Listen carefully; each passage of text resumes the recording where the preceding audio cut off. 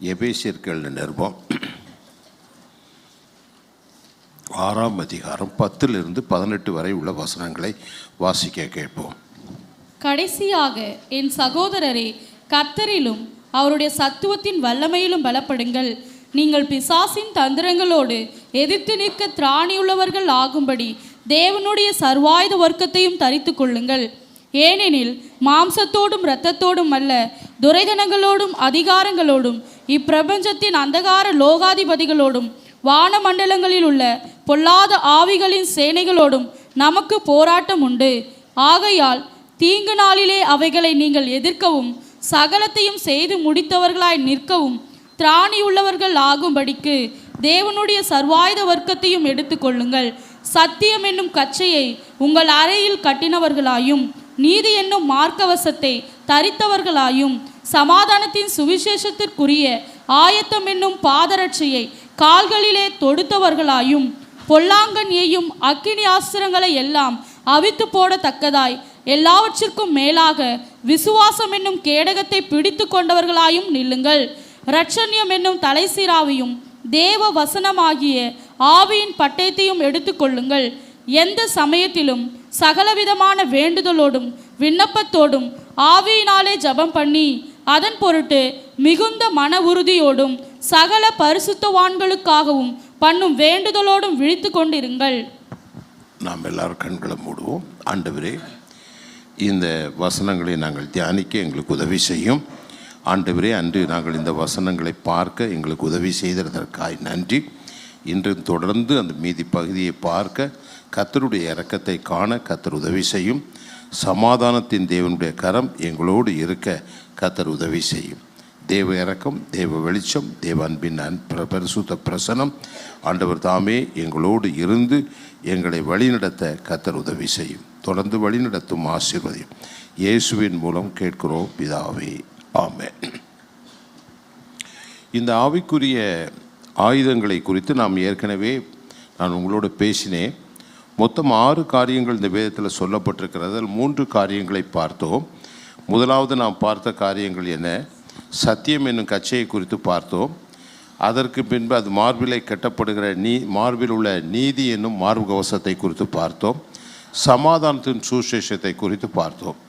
இந்த 3 காரியங்களை குறித்து நான் உங்களோடு பேசினேன். முதலாவது நாம் அறிந்து கொள்ள வேண்டிய காரியம் என்ன? எபேசியர் 6ஆம் அதிகாரம் 12வது வசனத்தை நாம் வாசிக்கும்போது அங்கே ஒரு காரியம் தெளிவாக நமக்கு சொல்கிறது. ஏனெனில் மாமிசத்தோடு இரத்தத்தோடு மட்டுமல்ல, இந்த கிறிஸ்தவ வாழ்க்கையில் மாமிசத்தோடு இரத்தத்தோடு மட்டுமல்ல என்று சொல்லிட்டு துரைத்தனங்களோடும் அதிகாரங்களோடும் பிரபஞ்சத்தின் அந்தகார லோகாதிபதிகளோடும் வான மண்டலத்தில் பொல்லாத ஆவிகளோடும் சேனைகளோடும் ஆவியின் சேனைகளோடும் நமக்கு போராட்டம் உண்டு. அல்லேலூயா. நீங்கள் முதல்ல அதை புரிந்து கொள்ளணும். நமக்கு ஒரு போராட்டம் உண்டு. இரத்தத்தோடு மாமிசத்தோடு மட்டுமல்ல, துரைத்தனங்களோடு உண்டு. துரைத்தனம் ஆளுகிறவர்கள் அந்தகார துரைத்தனங்களோடும் அதிகாரங்களோடும் பிரபஞ்சத்தின் அந்தகார லோகாதிபதிகளும் இந்த உலகத்தில் இருக்கக்கூடிய லோக்கல் ஸ்பிரிட்ஸோடையும் வான மண்டலத்தில் இருக்கிற பொல்லாதாவின் சேனைகளோடு நமக்கு ஒரு போராட்டம் உண்டு என்று வேதம் சொல்லுகிறது. எல்லாராமே மரித்தவர்கள், இந்த உலகத்தில் மரித்தவர்கள், மௌனத்தில் இறங்குகிறவர்கள், கல்லறையில் இருக்கிறவங்களுக்கு யுத்தம் இல்லை. செத்து போனவங்களை ஒரு நாள் அவங்களுக்கு யுத்தம் இல்லை. அவங்கள கொண்டு போய் அடக்கம் பண்ணிடுறோம். அவங்களுக்கு காரணம் அவங்களுக்குள்ளே ஜீவன் இல்லை, அவங்கள்ட்ட யுத்தம் இல்லை. இப்படியே நம்முடைய ஆவிக்குரிய வாழ்க்கையிலும் நீங்கள் முதலாவது புரிந்து கொள்ள வேண்டிய காரியம் என்ன? நம்முடைய ஆவிக்குரிய வாழ்க்கையிலும் கூட நாம் மரணத்தை விட்டு எழுந்து தேவனோடு கூட சஞ்சரிக்க ஆரம்பிக்கும் பொழுது நமக்கு ஆவிக்குரிய யுத்தங்கள் ஏற்படும். பாவத்தில் வாழுகிற மக்களுக்கு ஆவிக்குரிய யுத்தம் இல்லை. அவர்கள் பாவத்தின் நிமித்தம் மரித்து போயிருக்கிறார்கள். அவர்களுக்கு யுத்தம் இல்லை.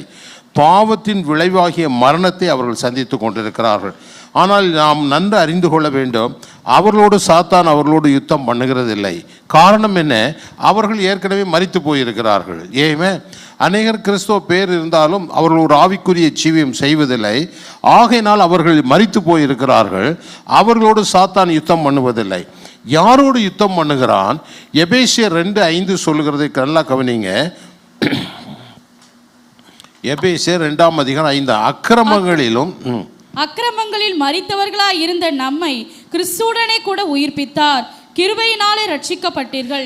இப்போ நம்ம அக்கிரமங்களை மரித்திருந்த நம்மை கிறிஸ்துவோடு உயிர்ப்பித்தார். நாம் உயிர்வடைந்திருக்கிறோம், ரட்சிக்கப்பட்டிருக்கிறோம். கர்த்தர் நம்மை உணர்வுள்ளவர்களாக்கியிருக்கிறார்.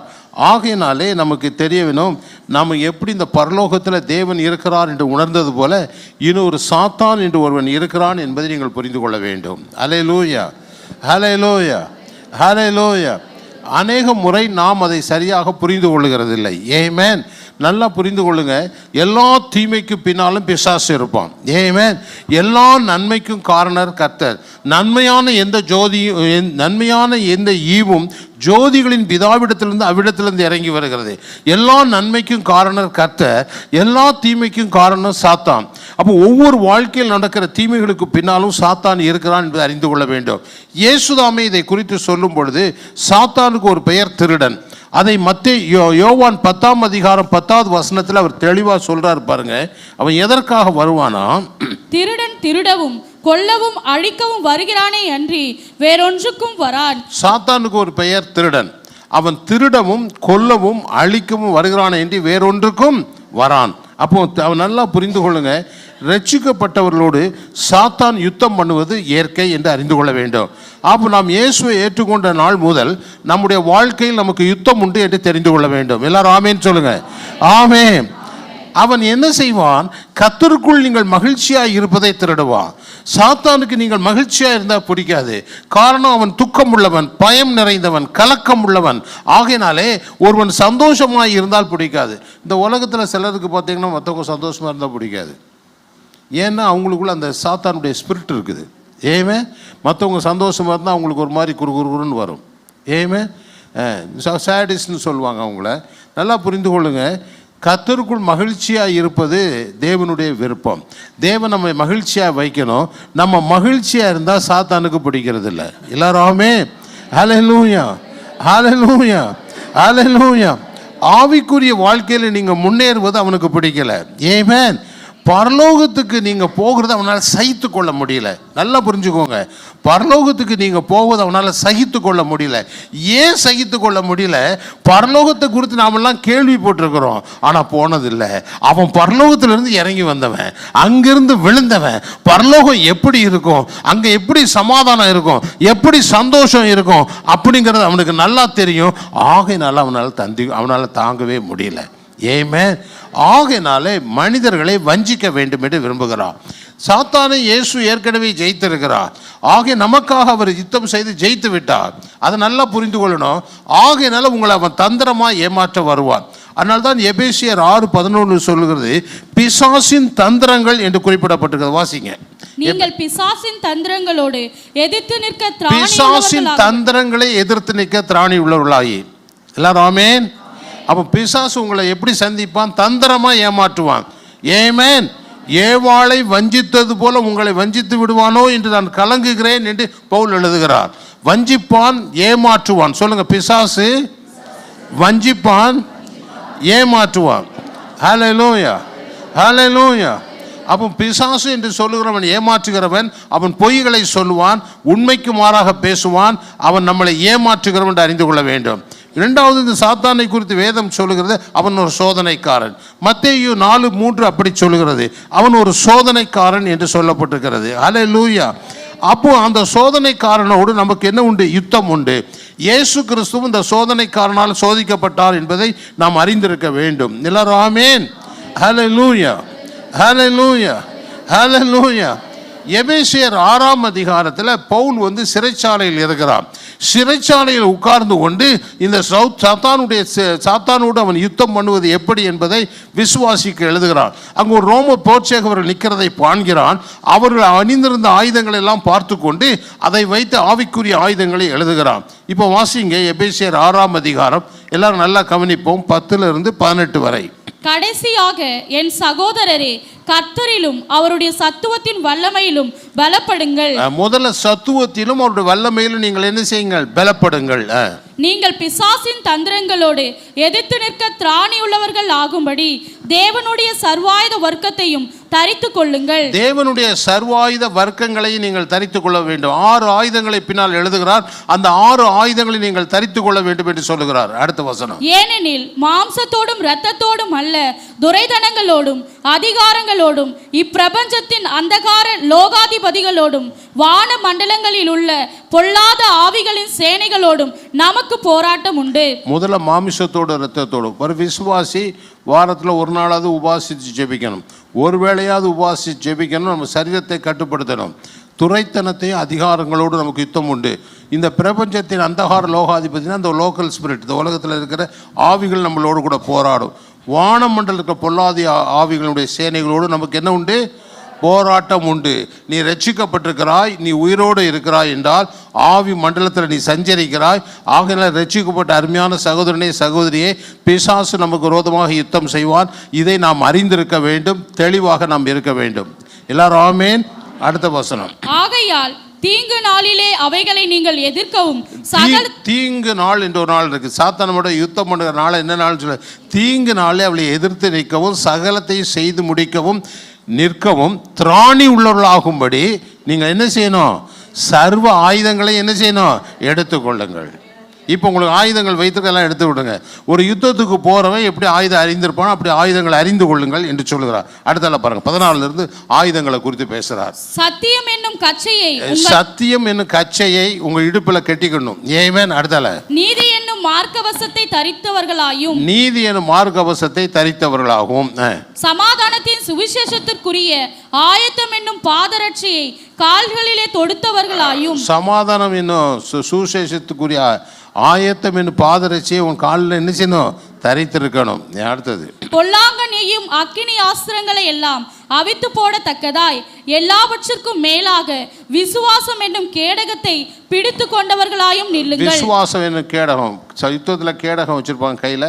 ஏதாவது ஈட்டி அம்பு எல்லாம் ஈவாங்க அந்த காட்டில் தடுப்பதுக்கு வச்சிருப்பாங்க. அந்த கேடகத்தையும். அடுத்தால ரட்சண்யம் என்னும் தலைசீராவையும் ஹெல்மெட் போட்டுக்கோங்கிறார். அடுத்தால தேவ வசனமாகிய ஆவியின் பட்டயத்தையும் எடுத்துக்கொள்ளுங்கள். தேவ வசனமாகிய ஆவியின் பட்டயங்களையும் எடுத்துக்கொள்ளுங்கள் என்று சொல்கிறார். ஆமென். இந்த 6 ஆயுதங்களை குறித்து பேசுகிறார். நம்ம அதை குறித்து நாம் தியானிக்க போகிறோம். முதலாவது அவர் சொல்கிறது என்ன? நீங்கள் கச்சையை கட்டி கொள்ளுங்கள். சத்தியம் என்னும் கச்சையை அறையில் கட்டி கொள்ளுங்கள். சத்தியம் என்னும் கச்சையை எங்கே கட்டணுமா? அறையில் கட்டி கொள்ளுங்கள். நான் நேற்று போன வாரத்துக்கு முந்தின வாரம் பிரசங்கம் பண்ணேன். சத்தியங்கிறது உங்களுடைய பலன். எல்லாரும் சொல்லுங்கள், என்னது? பலன். ஒரு இடுப்பில் கச்சை கட்டுறது. ஒரு போலீஸ்காரங்கன்னா பெரிய இவ்வளோ பெரிய பெல்ட் கட்டுவாங்க. மிலிட்ரிக்காரங்க இவ்வளோ பெரிய பெல்ட்டு கட்டுவாங்க. எதுக்குன்னா இடுப்பில் பெல்ட்டு கட்டினா தான் பலன் வரும். நீங்கள் கிராமங்களில் பார்த்தா சண்டை வந்தால் என்ன செய்வாங்க? தரிச்சு கட்டி வேட்டியை மடித்து உருட்டி கட்டி என்ன செய்வாங்க? இடுப்பில் கட்டிட்டு தான் சண்டை போவாங்க. இல்லைன்னா ஒன்றும் இல்லைன்னா துண்டை எடுத்து இடுப்பில் கட்டிட்டு போவான். ஏன்னா ஹிப்பு சரியாக இருந்தால் தான், அந்த இடுப்பு சரியாக இருந்தால் சண்டை போட முடியும். சண்டையில் பலன் இருக்கும். இடுப்பில் உனக்கு சின்ன அடி போட்டுன்னு வைங்களேன், ஒரு சின்ன குடத்தை கூட தூக்க முடியாது, ஒரு சின்ன சாமானை கூட தூக்க முடியாது. இடுப்பில் அடி போட்டுட்டுனா பலவீனப்பட்டுருவாங்க. அதனால் நம்முடைய சத்தியம்தான் நமக்கு பலன். சொல்லுங்கள், சத்தியம்தான். இந்த வேத வசனம் தான் சத்தியம். இந்த வேத வசனம் தான் சத்தியம். நீ பலனாளியா பலன் இல்லாதவனாங்கிறது சத்தியத்தில் வாழ்கிறதான் தெரிஞ்சிடும். நீ சத்தியத்தில் இருந்தால் பலவானி. இந்த சத்தியம் யார்? யோவான் 14:6 சொல்லுகிறது, நானே வழியும் சத்தியமும் ஜீவனுமாக இருக்கிறேன். இயேசுதான் சத்தியம். சொல்லுங்கள், இயேசுதான் சத்தியம். எல்லாம் சொல்லுங்கள், இயேசுதான் சத்தியம். நீ இயேசுவோடு இருக்க வேண்டுமான அந்த சத்தியத்தை கைக்கொள்வாயானால் நீ என்ன செய்வ? பலனாக இருப்பாய். தேவன் உன்னோடு கூட இருப்பார். எல்லாரும் ஆமென். ஹல்லேலூயா, ஹல்லேலூயா. இந்த சத்தியத்தை கொண்டு மனதின் அறையை கட்ட வேண்டும். சத்தியத்தை கொண்டு என்ன கட்டணும்? மனதின் அறையை கட்டணும். என்னது கட்டணும்? மனதின் அறையை கட்டணும். இங்கே சத்தியத்தை நாங்கள் போதிக்கிறோம், சத்தியத்தை கேட்குறீங்க, கீழே போனால் சத்தியத்துக்கு மாறான காரியம் நடக்கும். அப்போ யார் அறையை கட்டிக்கிறானோ அவன் அதுக்கு இடம் கொடுக்க மாட்டான், சத்தியத்தில் நிற்பான். எத்தனை பேருக்கு நான் சொல்கிறது புரியுது? இங்கே வந்து ஆலோசனை கேட்பாங்க, எல்லாம் கேட்டுட்டு கீழே போகும்போது ஒருத்தர் ஃபோன் பண்ணுவார், ஃபோன் பண்ணி இன்னொன்று சொல்லுவார். உடனே அவங்க சொல்கிறபடி கேட்பாங்க. அந்த டேர்னிங் திரும்ப இன்னொருத்தர் இன்னொன்று சொல்லுவார். உடனே ஆட்டோவை ரவுண்டு யூ டேர்ன் போட்டு அவர் சொன்னபடி போவாங்க. அதனால தான் மனது என்னும் அறையை என்ன செய்யணும்? கட்டணும். சொல்லுங்கள், மனது என்னும் அறையை கட்டணும். கட்டி அதில் சத்தியத்தில் நிற்கணும். என்ன வந்தாலும் நான் சத்தியத்துக்கு நிற்பேன். சொல்லுங்கள், என்ன வந்தாலும் சத்தியத்துக்கு நிற்பேன். அப்போ நீ பலவான். அப்போ நீ யாரு? பலவான். ஆவிக்குரிய வாழ்க்கையில் பலவீனராக இராதீங்க, பலவானாக இருங்க. நான் வசனத்தை நம்புவேன், வசனத்தில் நிற்பேன், கர்த்தர் என்னோடு நிற்பார். எல்லாரும் ஆமேன், ஆமேன். ரெண்டாவது, நீதி என்னும் மார்கவசம். நீதி என்னும் மார்கவசம். இப்போ யுத்தத்துக்கு போனால் ஈட்டி, அம்பு இதெல்லாம் விடுவாங்க. இந்த காலத்தில் துப்பாக்கி வச்சு சுடுவாங்க. இப்படியெல்லாம் பண்ணாச்சு தடுக்கிறதுக்கு நமக்கு என்ன கொடுத்துருக்காரு ஆண்டவர்? மார்பில் நீதி என்னும் கவசம். என்ன கொடுத்துருக்காரு? நீதி என்னும் கவசம். சரி, நமக்கு பாதுகாப்பு நீதி தான். நீதி ரொம்ப முக்கியமானது. ஏமேன். ஏசாயா 51:7 வாசிங்க. நீதியை அறிந்தவர்களே, என் வேதத்தை இருதயத்தில் பதித்திருக்கிற ஜனங்களே, எனக்கு செவி கொடுங்கள். மனுஷரின் நிந்தனைக்கு பயப்படாமலும் அவர்கள் தூஷணங்களால் கலங்காமலும் இருங்கள். நீதிக்கு அறிந்தவர்களே, என் வேத வசனத்தை இருதயத்தில் பதித்தவர்களே, இந்த உலகத்தில் வருகிற நிந்தைகளுக்கும் என்ன செய்யாதீங்க?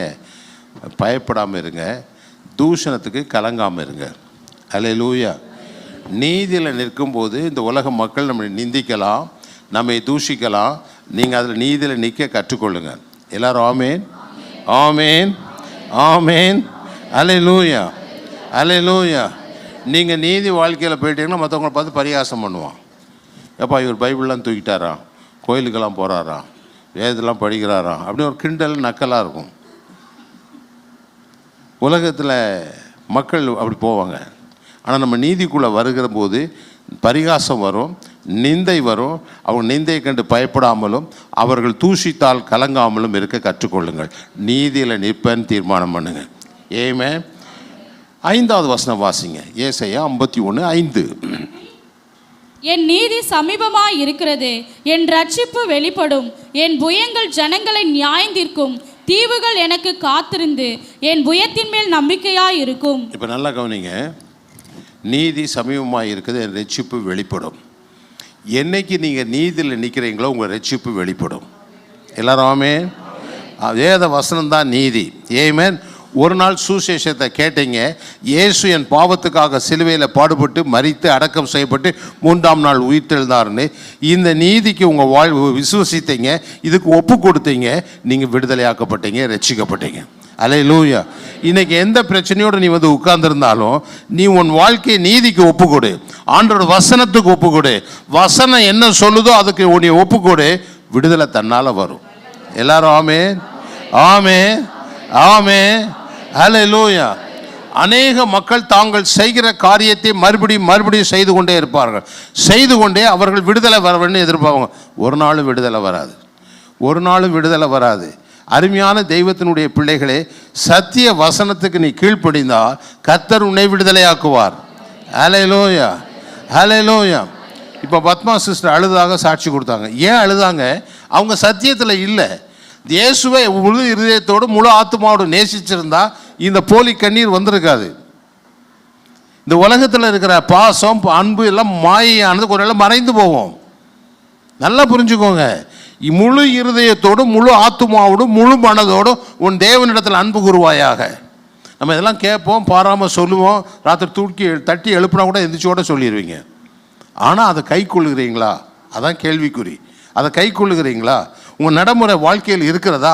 அதை யோசித்து மாற்றுகிறீர்களா? நான் தேவனை நேசிக்கிறேனா? தேவனுக்கு உண்மையிலே தேவனுக்கு வாழ்க்கையில் முதலிடம் கொடுக்கிறேனா? அல்லது பிள்ளைகளுக்கு முதலிடம் கொடுத்துக்கிட்டு இருக்கிறேனா? யோசித்து பாருங்கள். பிள்ளைகளுக்கு முதலிடம் கொடுத்துக்கிட்டு இருக்கேனா? பிள்ளைகளை சொல்கிறத கேட்டு நடந்துக்கிட்டு இருக்கேனா?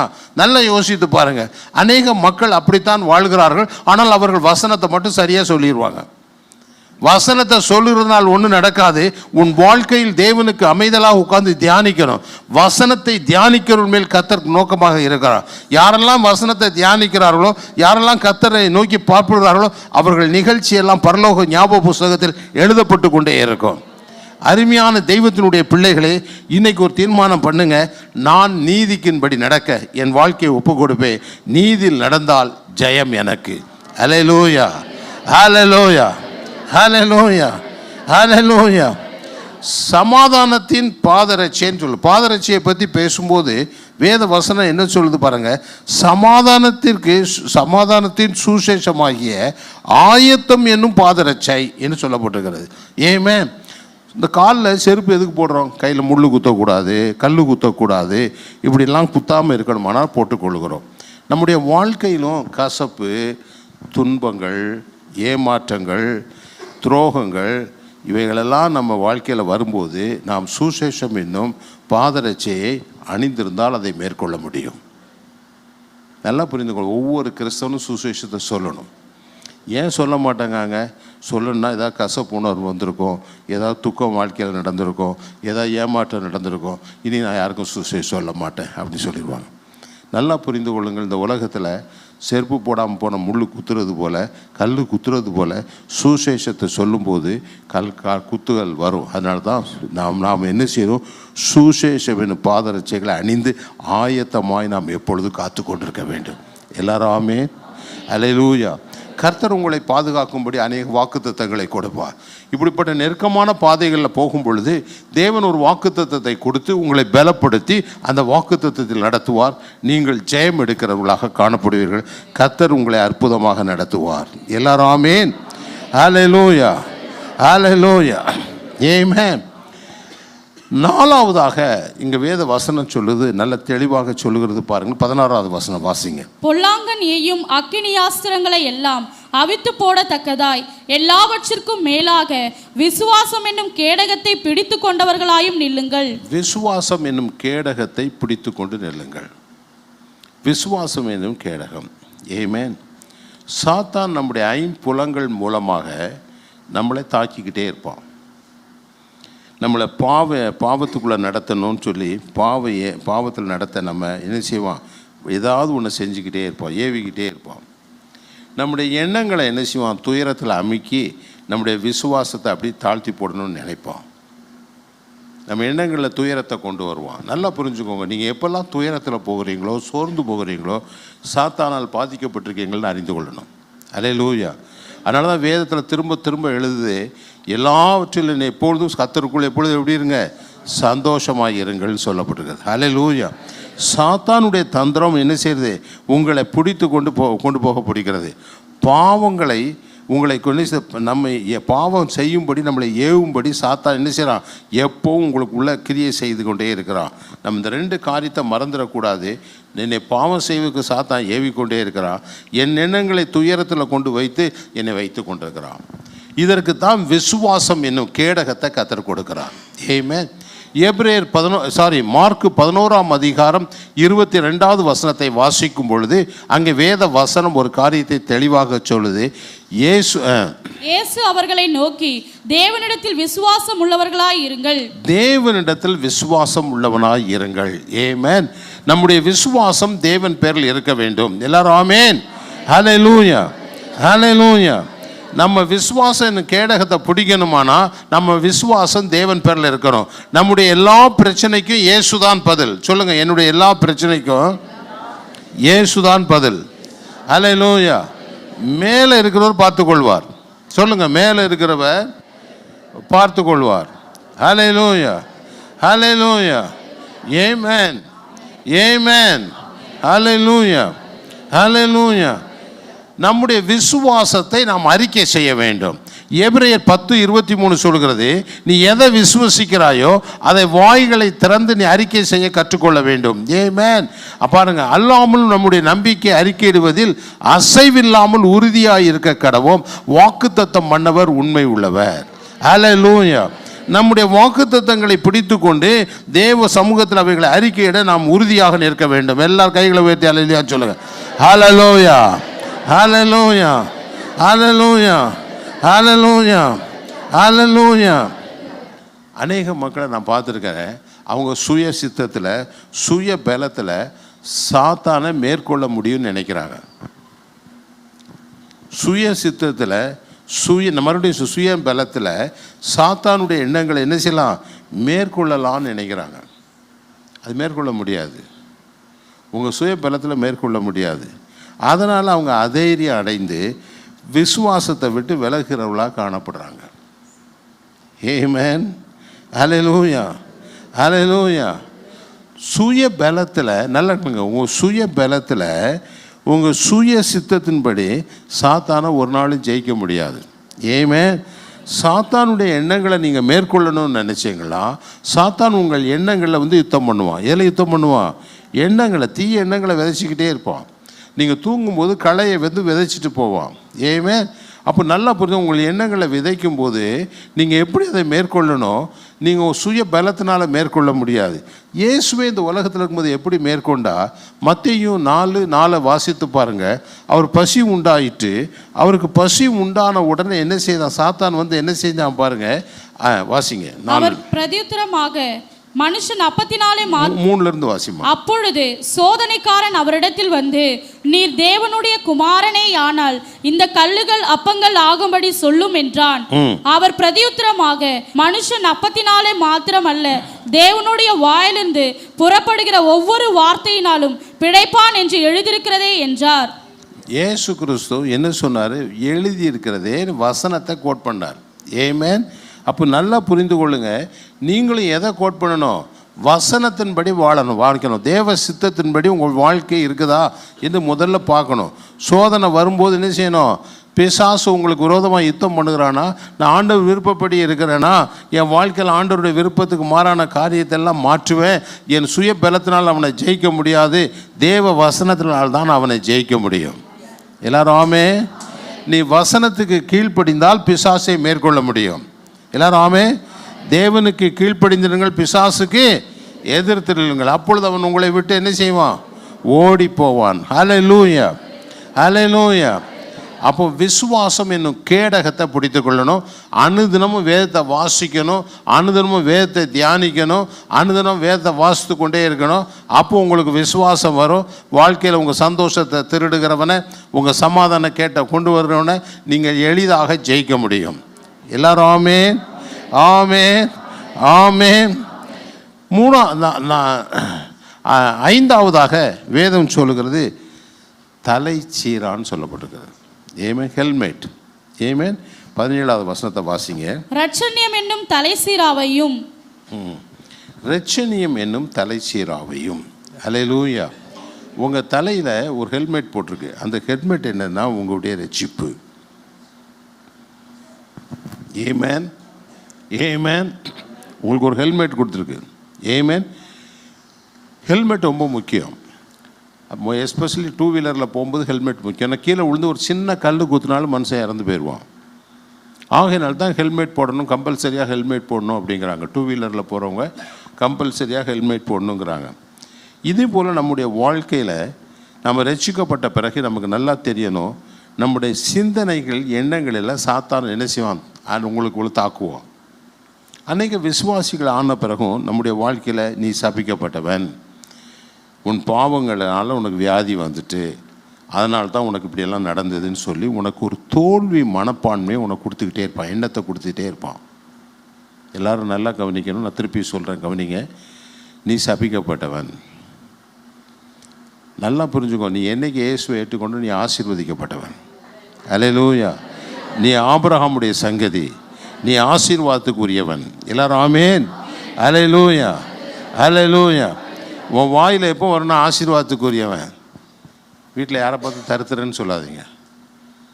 தருத்திரத்தை கெட்டு வந்து இப்படி ஆயிட்டேன்னு சொல்லாதீங்க. நீ எதை கெட்டினாலும் இப்படி தான் இருப்பேன், ஏன்னா வாய் சரியில்லை. வாயில் நல்லா ஃபினாயில் போட்டு வாஷ் பண்ணு.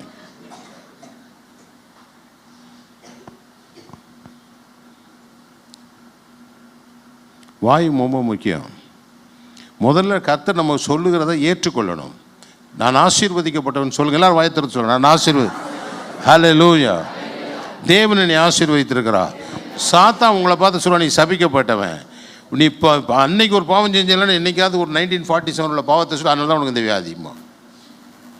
ஏன்னா நீ வியாதி வந்தோன்னு வேதம் சொல்லி வியாதியை எதிர்த்து நிற்கணும், அது ஜெபிக்கணும். அது ஜெபிக்க விட மாட்டான், உனக்கு போகவே போகாது. உனக்கு ஆண்டவரே வந்து வியாதியை கொடுத்துட்டார், இயேசுநாதரே கொடுத்துட்டாருமா. நல்லா புரிந்து கொள்ளுங்க. கலாத்தியர் 3:13 சொல்லுகிறது, தேவன் சிலுவையில் நம்முடைய சாபத்தை சுமந்திருக்கிறார். எல்லாரும் நியாயப்பிரமாணத்தினுடைய எல்லா பிரமாணத்தில் வந்த சாபங்கள் எல்லாம் அங்கே தொங்க விடப்பட்டிருக்கிறது. பாருங்க, சிலுவையில் தூக்கப்பட்ட எவனும் சபிக்கப்பட்டவன் என்று எழுதியிருக்கிறபடி, சிலுவையில் யாரெல்லாம் தொங்க விடப்பட்டானோ அவனெல்லாம் சபிக்கப்பட்டவன் என்று எழுதியிருக்கிறபடி, கிறிஸ்து நமக்காக சாபமாகி நியாயப்பிரமாணத்தின் சாபத்துக்கு நீக்கலாக்கி நம்மை மீட்டு கொண்டார். நியாயப்பிரமாணத்தில் நமக்கு ஏராளமான சாபங்கள் 28ஆம் அதிகாரம் 14 வசனங்கள், உவாமம் 28:14 1 முதல் 14 வரைக்கும் உள்ள ஆசீர்வாதம். அதற்கு பின்பு இருக்கிற ஏறக்குறைய 50க்கு மேற்பட்ட வசனங்கள் சாபங்கள். இந்த எல்லா சாபத்தையும் இயேசு கிறிஸ்து சிலுவையில் தூக்கி சுமந்து விட்டார். எல்லாரும் ஆமென், ஆமென். நீ ஒரு நாளும் சாபமாய் இருப்பது தேவ சித்தம் அல்ல. எல்லாரும் சொல்லுங்க, நான் சாபமாய் இருப்பது தேவ சித்தம் அல்ல. ஹல்லேலூயா, ஹல்லேலூயா. தேவ விருப்பமும் அல்ல. ஹல்லேலூயா. நான் ஆசீர்வதிக்கப்பட்டவன். எல்லாரும் சொல்லுங்க, நான் ஆசீர்வதிக்கப்பட்டவன். நான் ஆபிரகாமோடு ஆசீர்வதிக்கப்பட்டிருக்கிறேன். எல்லாரும் ஆமென், ஹல்லேலூயா, ஹல்லேலூயா. இந்த சத்தியம் நமக்கு தெரியாதனால தான் அநேகர் என்ன செய்கிறாங்க, அவர் அந்த கார் வாங்கிட்டார், இவர் இது வாங்கிட்டார், அது வாங்கிட்டாருன்னு யூடியூப்பில் போடுறான். ஏன்னா ஏன் ஆபிரகாம் ஆசீர்வதிக்கப்பட்டார்? ஆபிரகாம் வீட்டில் பிறந்த 318 பேரை வச்சு ராஜாக்கள் கூட சண்டை போட்டுட்டு இருந்தார். ராஜாக்கள் கூட ஈக்குவலாக உட்கார்ந்துருந்தார். நீயும் ஆபிரகாம் மாதிரி ஆசீர்வதிக்கப்பட்டா நீயும் ராஜா போல வாழ்வ உலகத்தில். எல்லாரும் ஆமேன்னு சொல்லுங்க. ஆமே, ஆமே. நீயும் வாழ மாட்ட, வாழவனே வாழ விட மாட்டேன். அவனுக்கு ஏன் இந்த காரு? அது எத்தனை கிலோமீட்டர் போகும்? என்ன கிலோமீட்டர் போனால் உனக்கு என்ன ஏன் வந்தது? உனக்கு என்ன வந்து, உனக்கு என்ன பிரச்சனை? நீ பெட்ரோல் போட போறியா? நல்லா புரியுங்க. பைபிள் நல்லா படிக்கணும். பைபிளில் வந்து ஆண்டவர் உங்களை ஆசீர்வாதமாக வைக்கணும்னு விரும்புகிறார். ஏமே, நீங்கள் இந்த பூமியில் செழிப்பாக இருக்கணும், தேவனோடு நெருங்கி ஜீவிக்கணும், தேவனோடு உறவாடணும், தேவனுக்கு சாட்சியாக நிற்கணும். எல்லாரும் ஆமே, ஆமே, ஆமே. நீங்கள் கிழிஞ்சி சட்டை போட்டு நடக்க முடியாமல் நடந்து வந்து அப்படி வந்து உட்கார்ந்து ஆண்டவருக்கு ஆசீர்வாதமா? பக்கத்து வீட்டுக்காரி சொல்ல நல்லா தான் இருந்தாப்பா, அந்த ஏசுன்னு போனா பாரு எப்படி ஆயிட்டான்னு. சாட்சி ரொம்ப கண்ணு முன்னாலே சாட்சி நிற்கிது. சேலையெல்லாம் கிழிஞ்சு சேலை கட்டியிருக்கா, பார்க்கவே பரிதாபமாயிட்டா. இப்போ நம்ம பிள்ளைகள் எல்லாம் ஞாயிற்றுக்கிழமை ஆனால் என்ன செய்றீங்க, நல்ல முகத்தெல்லாம் கழுவி குடும்பமாக நல்ல சேலை சட்டையெல்லாம் போட்டு போனால் பக்கத்து வீட்டுக்காரிக்கு அப்படியே வயிறு எரியுது. நீங்கள் லைட் ஆஃப் பண்ணுறீங்க, அவங்களுக்கு லைட் ஆன் ஆகுது.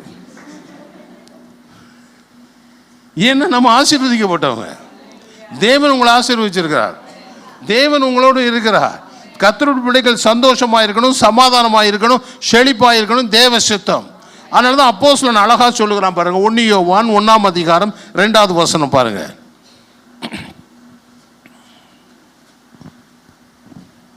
அந்த ஜீவன் வெளிப்பட்டது பிதாவினிடத்தில் இருந்தும். 2 யோவான் 3 யோவான் 3 யோவான் 1-2. உன் ஆத்துமா வாழ்வது போல பிரியமானவனே, உன் ஆத்துமா வாழ்கிறது போல நீ எல்லாவற்றிலும் வாழ்ந்து சுகமாய் இருக்கும்படி வேண்டுகிறேன். உன் ஆத்துமா வாழ்வது போல நீ எல்லாவற்றிலும் என்ன செய்யணும்? வாழ்ந்து சுகமாய் இருக்கும்படி வேண்டுகிறேன். அல்லேலூயா. நீ ஆத்மீக வாழ்க்கையில் தேவனோடு சஞ்சரித்து கொண்டிருந்தால் நீ உன் வாழ்க்கையில் செழிப்பும் சேபமும் முன்னேற்றமும் கர்த்தர் கொடுத்து கொண்டே இருப்பார். அல்லேலூயா, அல்லேலூயா. எல்லாரும் ஆமென் சொல்லுங்க. அல்லேலூயா. அப்போஸ்தலன் அழகான பிரியமானவனேன்னு கூப்பிடுகிறான். உன் ஆத்துமா வாழ்கிறது போல, உன் ஆத்துமா தேவனோடு சஞ்சரிக்கிறது போல, உன் ஆத்துமா தேவனுக்கு பிரியமாய் நடக்கிறது போல நீ எல்லாவற்றிலும் வாழ்ந்து சுகமாய் இருக்கும்படி உன்னை நான் வாழ்த்துகிறேன், ஆசீர்வதிக்கிறேன்கிறார். அல்லேலூயா. ஒரு மனிதன் தேவனோடு கூட சஞ்சரிப்பானால், தேவனோடு நடப்பானால் அவனுக்கு எல்லா நன்மைகளையும் கர்த்தர் கொடுப்பார். எல்லாரும் ஆமென் சொல்லுங்க. அல்லேலூயா, அல்லேலூயா, அல்லேலூயா, அல்லேலூயா. தோல்வி எண்ணங்களை கொடுக்கிறது சாத்தான், சாபமான எண்ணங்களை கொடுக்கிறது சாத்தான். அவனுடைய எதிர்மறையான எண்ணங்களை நம்முடைய வாழ்க்கையில் போட்டுக்கொண்டே இருப்பான். அதற்கு தான் பவுல் எழுதுகிறாரு, நீங்கள் தலை சீராவை அணிந்து கொள்ள வேண்டும், தலை சீராவை அணிந்து கொள்ள வேண்டும். அருமையான தெய்வத்தினுடைய பிள்ளைகளே, இயேசு கிறிஸ்துவின் இரத்தத்தினால் உங்களை மூடிக்கொள்ள வேண்டும். இந்த உலகத்தினுடைய சாபங்களுக்கு நான் விலக்கலாக்கப்பட்டிருக்கிறேன், நான் சபிக்கப்பட்டவனாக இருப்பதில்லை. அல்லேலூயா, அல்லேலூயா. என் வீட்டில் எப்போதும் சந்தோஷம் இருக்கும். நான் கர்த்தரை நோக்கி கூப்பிடுவேன். என் வீட்டில் இயேசு இறங்கி வருவார். குடும்ப ஜெபம் பண்ணுங்க, குடும்பத்துமாக இயேசுவை கூப்பிடுங்க. இயேசு உங்கள் கூடாரத்தில் இறங்கி வருவார். உங்கள் கூடாரம் சமாதானத்தின் கூடாரமாக இருக்கும். அல்லேலூயா, அல்லேலூயா. ஸ்டார்டிங் ப்ராப்ளம் இருக்க தான் செய்யும். ஏன்னா நீங்கள் ரொம்ப நாள் ஜோம் பண்ணல, இப்போ தான் ஜோம் பண்ண ஆரம்பிங்கன்னா கஷ்டமாக தான் இருக்கும். ஆனால் பண்ண பண்ண பண்ண சரியாயிரும். பிள்ளைகளும் அப்படியே யூஸ்டு ஆயிடுவாங்க. நீங்கள் ஜெபம் பண்ண பண்ண பண்ண உங்கள் குடும்பத்தில் இயேசுடைய பிரசனை இறங்க ஆரம்பிக்கும். இயேசுவின் பிரசனை வந்தால் சமாதானம். ஒரு வசனத்தை வாசிங்க. இந்த வசனத்தை நேசிக்கிறவனுக்கு மிகுந்த சமாதானம் உண்டு. இந்த வசனம் உங்களுக்கு சமாதானத்தை கொடுக்கும். வசனத்தை ஒரு பகுதியை வாசிங்க, வாசித்து ஜெபிங்க. கர்த்தர் நிச்சயம் இறங்குவார், உங்களுக்கு சமாதானத்தை கொடுப்பார். எல்லாரும் ஆமென், ஆமென், ஆமென். ஹல்லேலூயா, ஹல்லேலூயா, ஹல்லேலூயா. அப்போ உங்கள் உள்ளத்தில் எழுதணும், நான் ஒரு நாளும் நினைக்கக்கூடாது ரட்சிக்கப்பட்டு சபைக்குள்ளே வர்றீங்க, வந்த உடனே சில காரியங்கள் குறை உள்ளதாக இருக்கலாம். ஆனால் நீங்கள் ஒன்றும் கவலைப்படாதீங்க. ஆண்டவரை நோக்கி ஜெபம் பண்ணுங்க, தேவனை தேடுங்க, ராஜ்யத்தை தேடுங்க. ராஜ்யத்தை தேட தேட அவர் நீதியில் நீங்கள் நடக்க நடக்க ராஜ்யத்தை நீதியும் தேட தேட எல்லா குறைவுகளையும் கர்த்தர் நிறைவாக்குவார். ஹல்லேலூயா. இந்த உலக பிரகாரமான குறைவுகள் உங்களுக்கு ஒரு நாள் இருக்காது. எல்லாவற்றையும் அவர் நேர்த்தியாக மாற்றுவார். ஹல்லேலூயா. நீ சத்தியத்தை அறிவாய், சத்தியம் உன்னை விடுதலையாக்கும். ஹல்லேலூயா, ஹல்லேலூயா. உன் வாழ்க்கையில் சாத்தான் பலவித தோல்வியான எண்ணங்களை கொடுத்து தோல்வியே சொல்லிக்கிட்டு இருப்பான். தோல்வியிலிருந்து ஜெயம் எடுக்க ஒரு நல்ல தேவன் உண்டு. எல்லாரும் ஆமென், ஆமென், ஹல்லேலூயா. நம்ம ஆண்டவருடைய பிள்ளையாக மாறின பிறகு நம்முடைய வாழ்க்கையில் என்னென்ன குறைபாடு இருக்குன்னு கண்டுபிடிச்சி தேவ சமூகத்தில் ஜெபம் பண்ணி அதை மேற்கொள்ளணும். ஹல்லேலூயா, ஹல்லேலூயா, ஹல்லேலூயா, ஹல்லேலூயா. சின்ன சின்ன காரியங்களை கொடுத்துப்பான். ஒரு சின்ன பீடியை குடிக்க வைப்பான், அல்லது ஒரு சிகரெட்டை குடிக்க வைப்பான், ஒரு பான் பராக்கு போட வைப்பான். சரி, பான் பராக்கு தானே, அதில் என்ன இருக்குது, தப்பு இருக்குது, மெதுவாக போட்டுக்கிட்டா என்னன்னு நினைப்பான். சில பேர் நினைப்பான் அவன் குடிக்க மாட்டான். என்னைக்காவது ஒரு நாள் ரகசியமாக போய் எந்திரிச்சா குடிச்சிருவான் ஃப்ரெண்ட்ஸோடு சேர்ந்து. ஒரு நாள் தானே குடித்தோம், ஒன்றும் இல்லை. ஆண்டவரே சபையில் வந்து ஆண்டவரே என்னை மன்னியும். நல்லா புரிஞ்சுக்கோங்க, சாத்தான் இப்படி உங்கள் வாழ்க்கையில் கொஞ்சம் கொஞ்சமாக உள்ளே வருவான், கொஞ்சம் கொஞ்சமாக உள்ளே வருவான், நைட்டாக கொண்டு வருவான். ஒரு நாள் தானே கொஞ்சம் குடித்தா என்ன இல்லைன்னு தப்பு இருக்குது. கூட ஃப்ரெண்டெல்லாம் சொன்னாங்க, என்னப்பா பெருசாக இது பண்ணுறேன், எல்லோரும் தான் ஒரு பேருக்கு அடிமா. நல்லா பண்ணணும், சத்தியத்தில் நிற்க கற்றுக்கொள்ளணும். ஏமே நான் ஆண்டவருடைய பிள்ளை, நான் இப்படி தான் வாழ்வேன். ஹல்லேலூயா, ஹல்லேலூயா, ஹல்லேலூயா, ஹல்லேலூயா, ஹல்லேலூயா. கார்பரேட் கம்பெனியில் வேலை செய்கிறவங்களுக்கு தெரியும் அதோட கஷ்டம் என்னன்னு தெரியும். நான் சொல்கிற பிரசங்கிக்கிற காரியத்தை கேட்கும்போது அங்கே பார்த்தீங்கன்னா அவங்களுக்கு ஆனுவல் கெட் டுகெதர் இருக்கும். அங்கே போனால் எல்லாருக்கும் பார் இருக்கும், பாரில் எல்லோரும் குடிப்பாங்க. அவங்க பில்லெல்லாம் அவங்க கொடுப்பான். ஸ்டார் ஹோட்டலில் நல்ல பில்லு ஒன்று கொடுப்பான். அப்படிப்பட்ட சூழ்நிலைகள் வரும்போது அவங்க ரொம்ப டெம்டேஷன் இருக்கும். அப்போ நல்லா புரிஞ்சுக்கொள்ளுங்க, நீங்கள் குடிக்கலைன்னா மற்றவங்க கேலி செய்வான். இப்போ பெண்கள் குடிக்கிற காலத்துக்கு வந்துட்டோம். ஏமே ஆகையினால அருமையான தெய்வத்தினுடைய பிள்ளைகளே, நாம் ஆண்டவர் நம்மளை பாதுகாக்கக்கூடியது ஹெல்மெட். அந்த ஹெல்மெட்டை போட்டிருக்கிறேன். நான் இந்த தவறுகளாம் செய்ய மாட்டேன், ஆண்டவர் என்னோடு இருக்கிறார் என்று ஜெபித்து கிருபை பெற்று அதை மேற்கொள்ளுங்க. கர்த்தர் உதவி செய்வார். சாத்தான் நம்ம வஞ்சிக்க இடம் கொடுக்கக்கூடாது.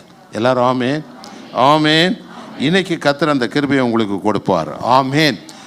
ஆறாவதாக ஆவியின் பட்டயம். என்னது? ஆமென். எபேசியர் 6ஆம் அதிகாரம் 17வது வசனம். ரட்சணியம் என்னும் தலைசிராவையும் தேவ வசனமாகிய ஆவியின் பட்டயத்தையும் எடுத்துக்கொள்ளுங்கள். இங்க வேதம் சொல்லுது ஆவியின் பட்டயம். முதல்ல சொல்லு, பிசாசு எப்படிப்பட்டவன்? தந்திரம் செய்கிறவன். என்ன செய்வன்? தந்திரம் செய்கிறவன். எல்லாம் சொல்லுங்க, பிசாசு எப்படிப்பட்டவன்? தந்திரம் செய்வன். ஆமென். நம்மளை விட ஞானவான். சொல்லுங்க, நம்மளை விட. சொல்லுங்க, ஏன் நம்மளோட ஞானவான்? நீங்கள் சொன்னீங்க, நானும் சொன்னோம். இப்போ ஏன்னு கேட்டால் இப்படி, ஏன் ஞானவான்? அவனுக்கு 6000 வருஷம் சர்வீஸ் இருக்குது, நமக்கு அத்தனை வருஷம் சர்வீஸ் இல்லை. அவன் தேவனோடு இருந்தவன், தேவனுடைய சிங்காசனத்தை அருகாமையில் இருந்தவன். எல்லாராமே ஹல்லேலூயா. பைபிளில் ஆதியாகமத்திலிருந்து வெளிப்படுத்துற வரைக்கும் அவனுக்கு பாராமல் தெரியும். எல்லா வசனமும் அவனுக்கு தெரியும், எல்லா வசனமும் அவனுக்கு தெரியும். நமக்கு ஆண்டவருக்கு தான் தெரியும் நமக்கு என்ன தெரியும்னு. ஆமென். அப்புறம் அவன் நம்மளோட பலவான்னு சொன்னால் கரெக்டு தானே? சரியா தப்பா? ஆமென். நம்மளை விட அவன் ஞானவான். சொல்லுங்கள், நம்மளை விட ஞானவான். ஆமென். பயங்கரமான தந்திரசாலி. சொல்லுங்கள், பயங்கரமான தந்திரசாலி. ஹல்லேலூயா, ஹல்லேலூயா, ஆமென், ஹல்லேலூயா, ஹல்லேலூயா, ஆமென். அப்போ நல்லா புரிந்து கொள்ளுங்க. முதலாவது உங்கள் உள்ளத்தில் நான் வைக்க விரும்புகிற காரியம் என்னென்னா, அவன் ஞானம் உள்ளவன், பயங்கரமான தந்திரம் உள்ளவன். அவனோடு நம்ம யுத்தம் பண்ணுகிறோம். யுத்தம் பண்ணும்போது முதல்ல தன் வலிமை நோக்கி, மாற்றான் வலிமை நோக்கி, துணை வலிமை நோக்கி போர்க்களம் புகுந்தால் ஜெயிக்க முடியும். எல்லாரும் ஆமேன். எப்படி நினைக்கணும்? முதல்ல தன் வலிமை என்னங்கிறது தெரியணும், மாற்றான் வலிமை என்னென்னு தெரியணும், எதிராளியோட வலிமை என்னன்னு தெரியணும். கூட நிற்கிறானே அவன் பாதியில் ஓடிடுவானா நிற்பானான்னு தெரிஞ்சிருக்கணும். இவனோட ஓடிடுறவனா கூட போகக்கூடாது, அவன் போகாமல் அவன் தனியாகவே போயிடலாம். ஏமேன். பயப்படுறவனை நினச்சி கூட வைக்கக்கூடாது. ஏமேன். அப்போ துணை வலிமை நோக்கி போர்க்களம் புகணும். எல்லாரும் ஆமேன். இப்போ நம்முடைய எதிராளி எப்படிப்பட்டவங்க நம்ம தெளிவாக இருக்கணும். எதிராளி எப்படிப்பட்டவன்? ஞானம் உள்ளவன். சொல்லுங்கள், ஞானம் உள்ளவன். அவன் ஞானத்தினால் மிகுதியினால் நீ மினுக்கினாலெல்லாம் எழுதியிருக்கு பைபிளில். சாத்தான் ஞானம் உள்ளவன். ஏமேன். பயங்கரமான ஒரு தந்திரசாலி. எல்லாரும் பயங்கரமான தந்திரசாலி. ஒருபோதும் நல்லா புரிஞ்சுக்கணுங்க, நம்ம நேரடியாக அவனுடைய வாதாடி நேரடியாக போராடி அவனை ஜெயிக்க முடியாது. நல்லா தெளிவாக புரிஞ்சுக்கோங்க. நேரடியாக அவனோடு கூட வாதாடி நேரடியாக நம்ம என்ன செய்ய சண்டை போட்டு அவனை ஜெயிக்க ஒரு நாளும் என்ன செய்ய முடியாது. ஏமே. ஆகையினால் தான் கர்த்தர் நமக்கு வசனம் கொடுத்துருக்கிறார். இயேசு கிறிஸ்து இந்த பூமியில் மனிதனாக இறங்கி வந்தபோது கூட சாத்தாண்ட பேசின உடனே அவர் இல்லை இவர் கதை, தாத்தா கதை, பாட்டி கதைலாம் பேசலை, எழுதி இருக்கிறதேன்னு சொன்னார். எல்லாரும் ஆமேன்னு சொல்லுங்க. என்ன சொன்னார்? என்ன எழுதியிருக்கிறார்? வசனத்தை சொன்னார். இந்த கல்லை அப்பமாக்கி சாப்பிடுனா மனுஷன் வாயில், தேவனுடைய வாயிலிருந்து பிறக்கிற ஒவ்வொரு வார்த்தையிலும் பிழைப்பான், அப்பத்தினால் பிழைக்கிறவன் அல்லன்னு சொன்னார். சொல்லலையா? மத்தேயு 4:4. அவர் பிரதியுத்தரமாக, மனுஷன் அப்பத்தினாலே மாத்திரமல்ல தேவனுடைய வாயிலிருந்து புறப்படுகிற ஒவ்வொரு வார்த்தையினாலும் பிழைப்பான் என்று எழுதியிருக்கிறதே என்றார். அப்போ பிசாசை எப்படி ஜெயிக்க முடியும்? அவருடைய வார்த்தையை கொண்டு ஜெயிக்கணும். எல்லாரும் ஆமேன். ஆமேன். அல்லேலூயா. அல்லேலூயா. எத்தனை பேருக்கு புரியுது? ஆமென். அல்லேலூயா. நீங்கள் அவன்கிட்ட வேறு சொந்த கதைலாம் பேசக்கூடாது. ஒரே வசனம் தான். வசனத்தை சொன்னால் அவன் வசனத்தை கேட்டோன்னா ஓடி போயிடுவான். ஏமே. உடனே அடுத்தால் அவன் என்ன செஞ்சான் பாருங்க, 5வது வசனத்தில்.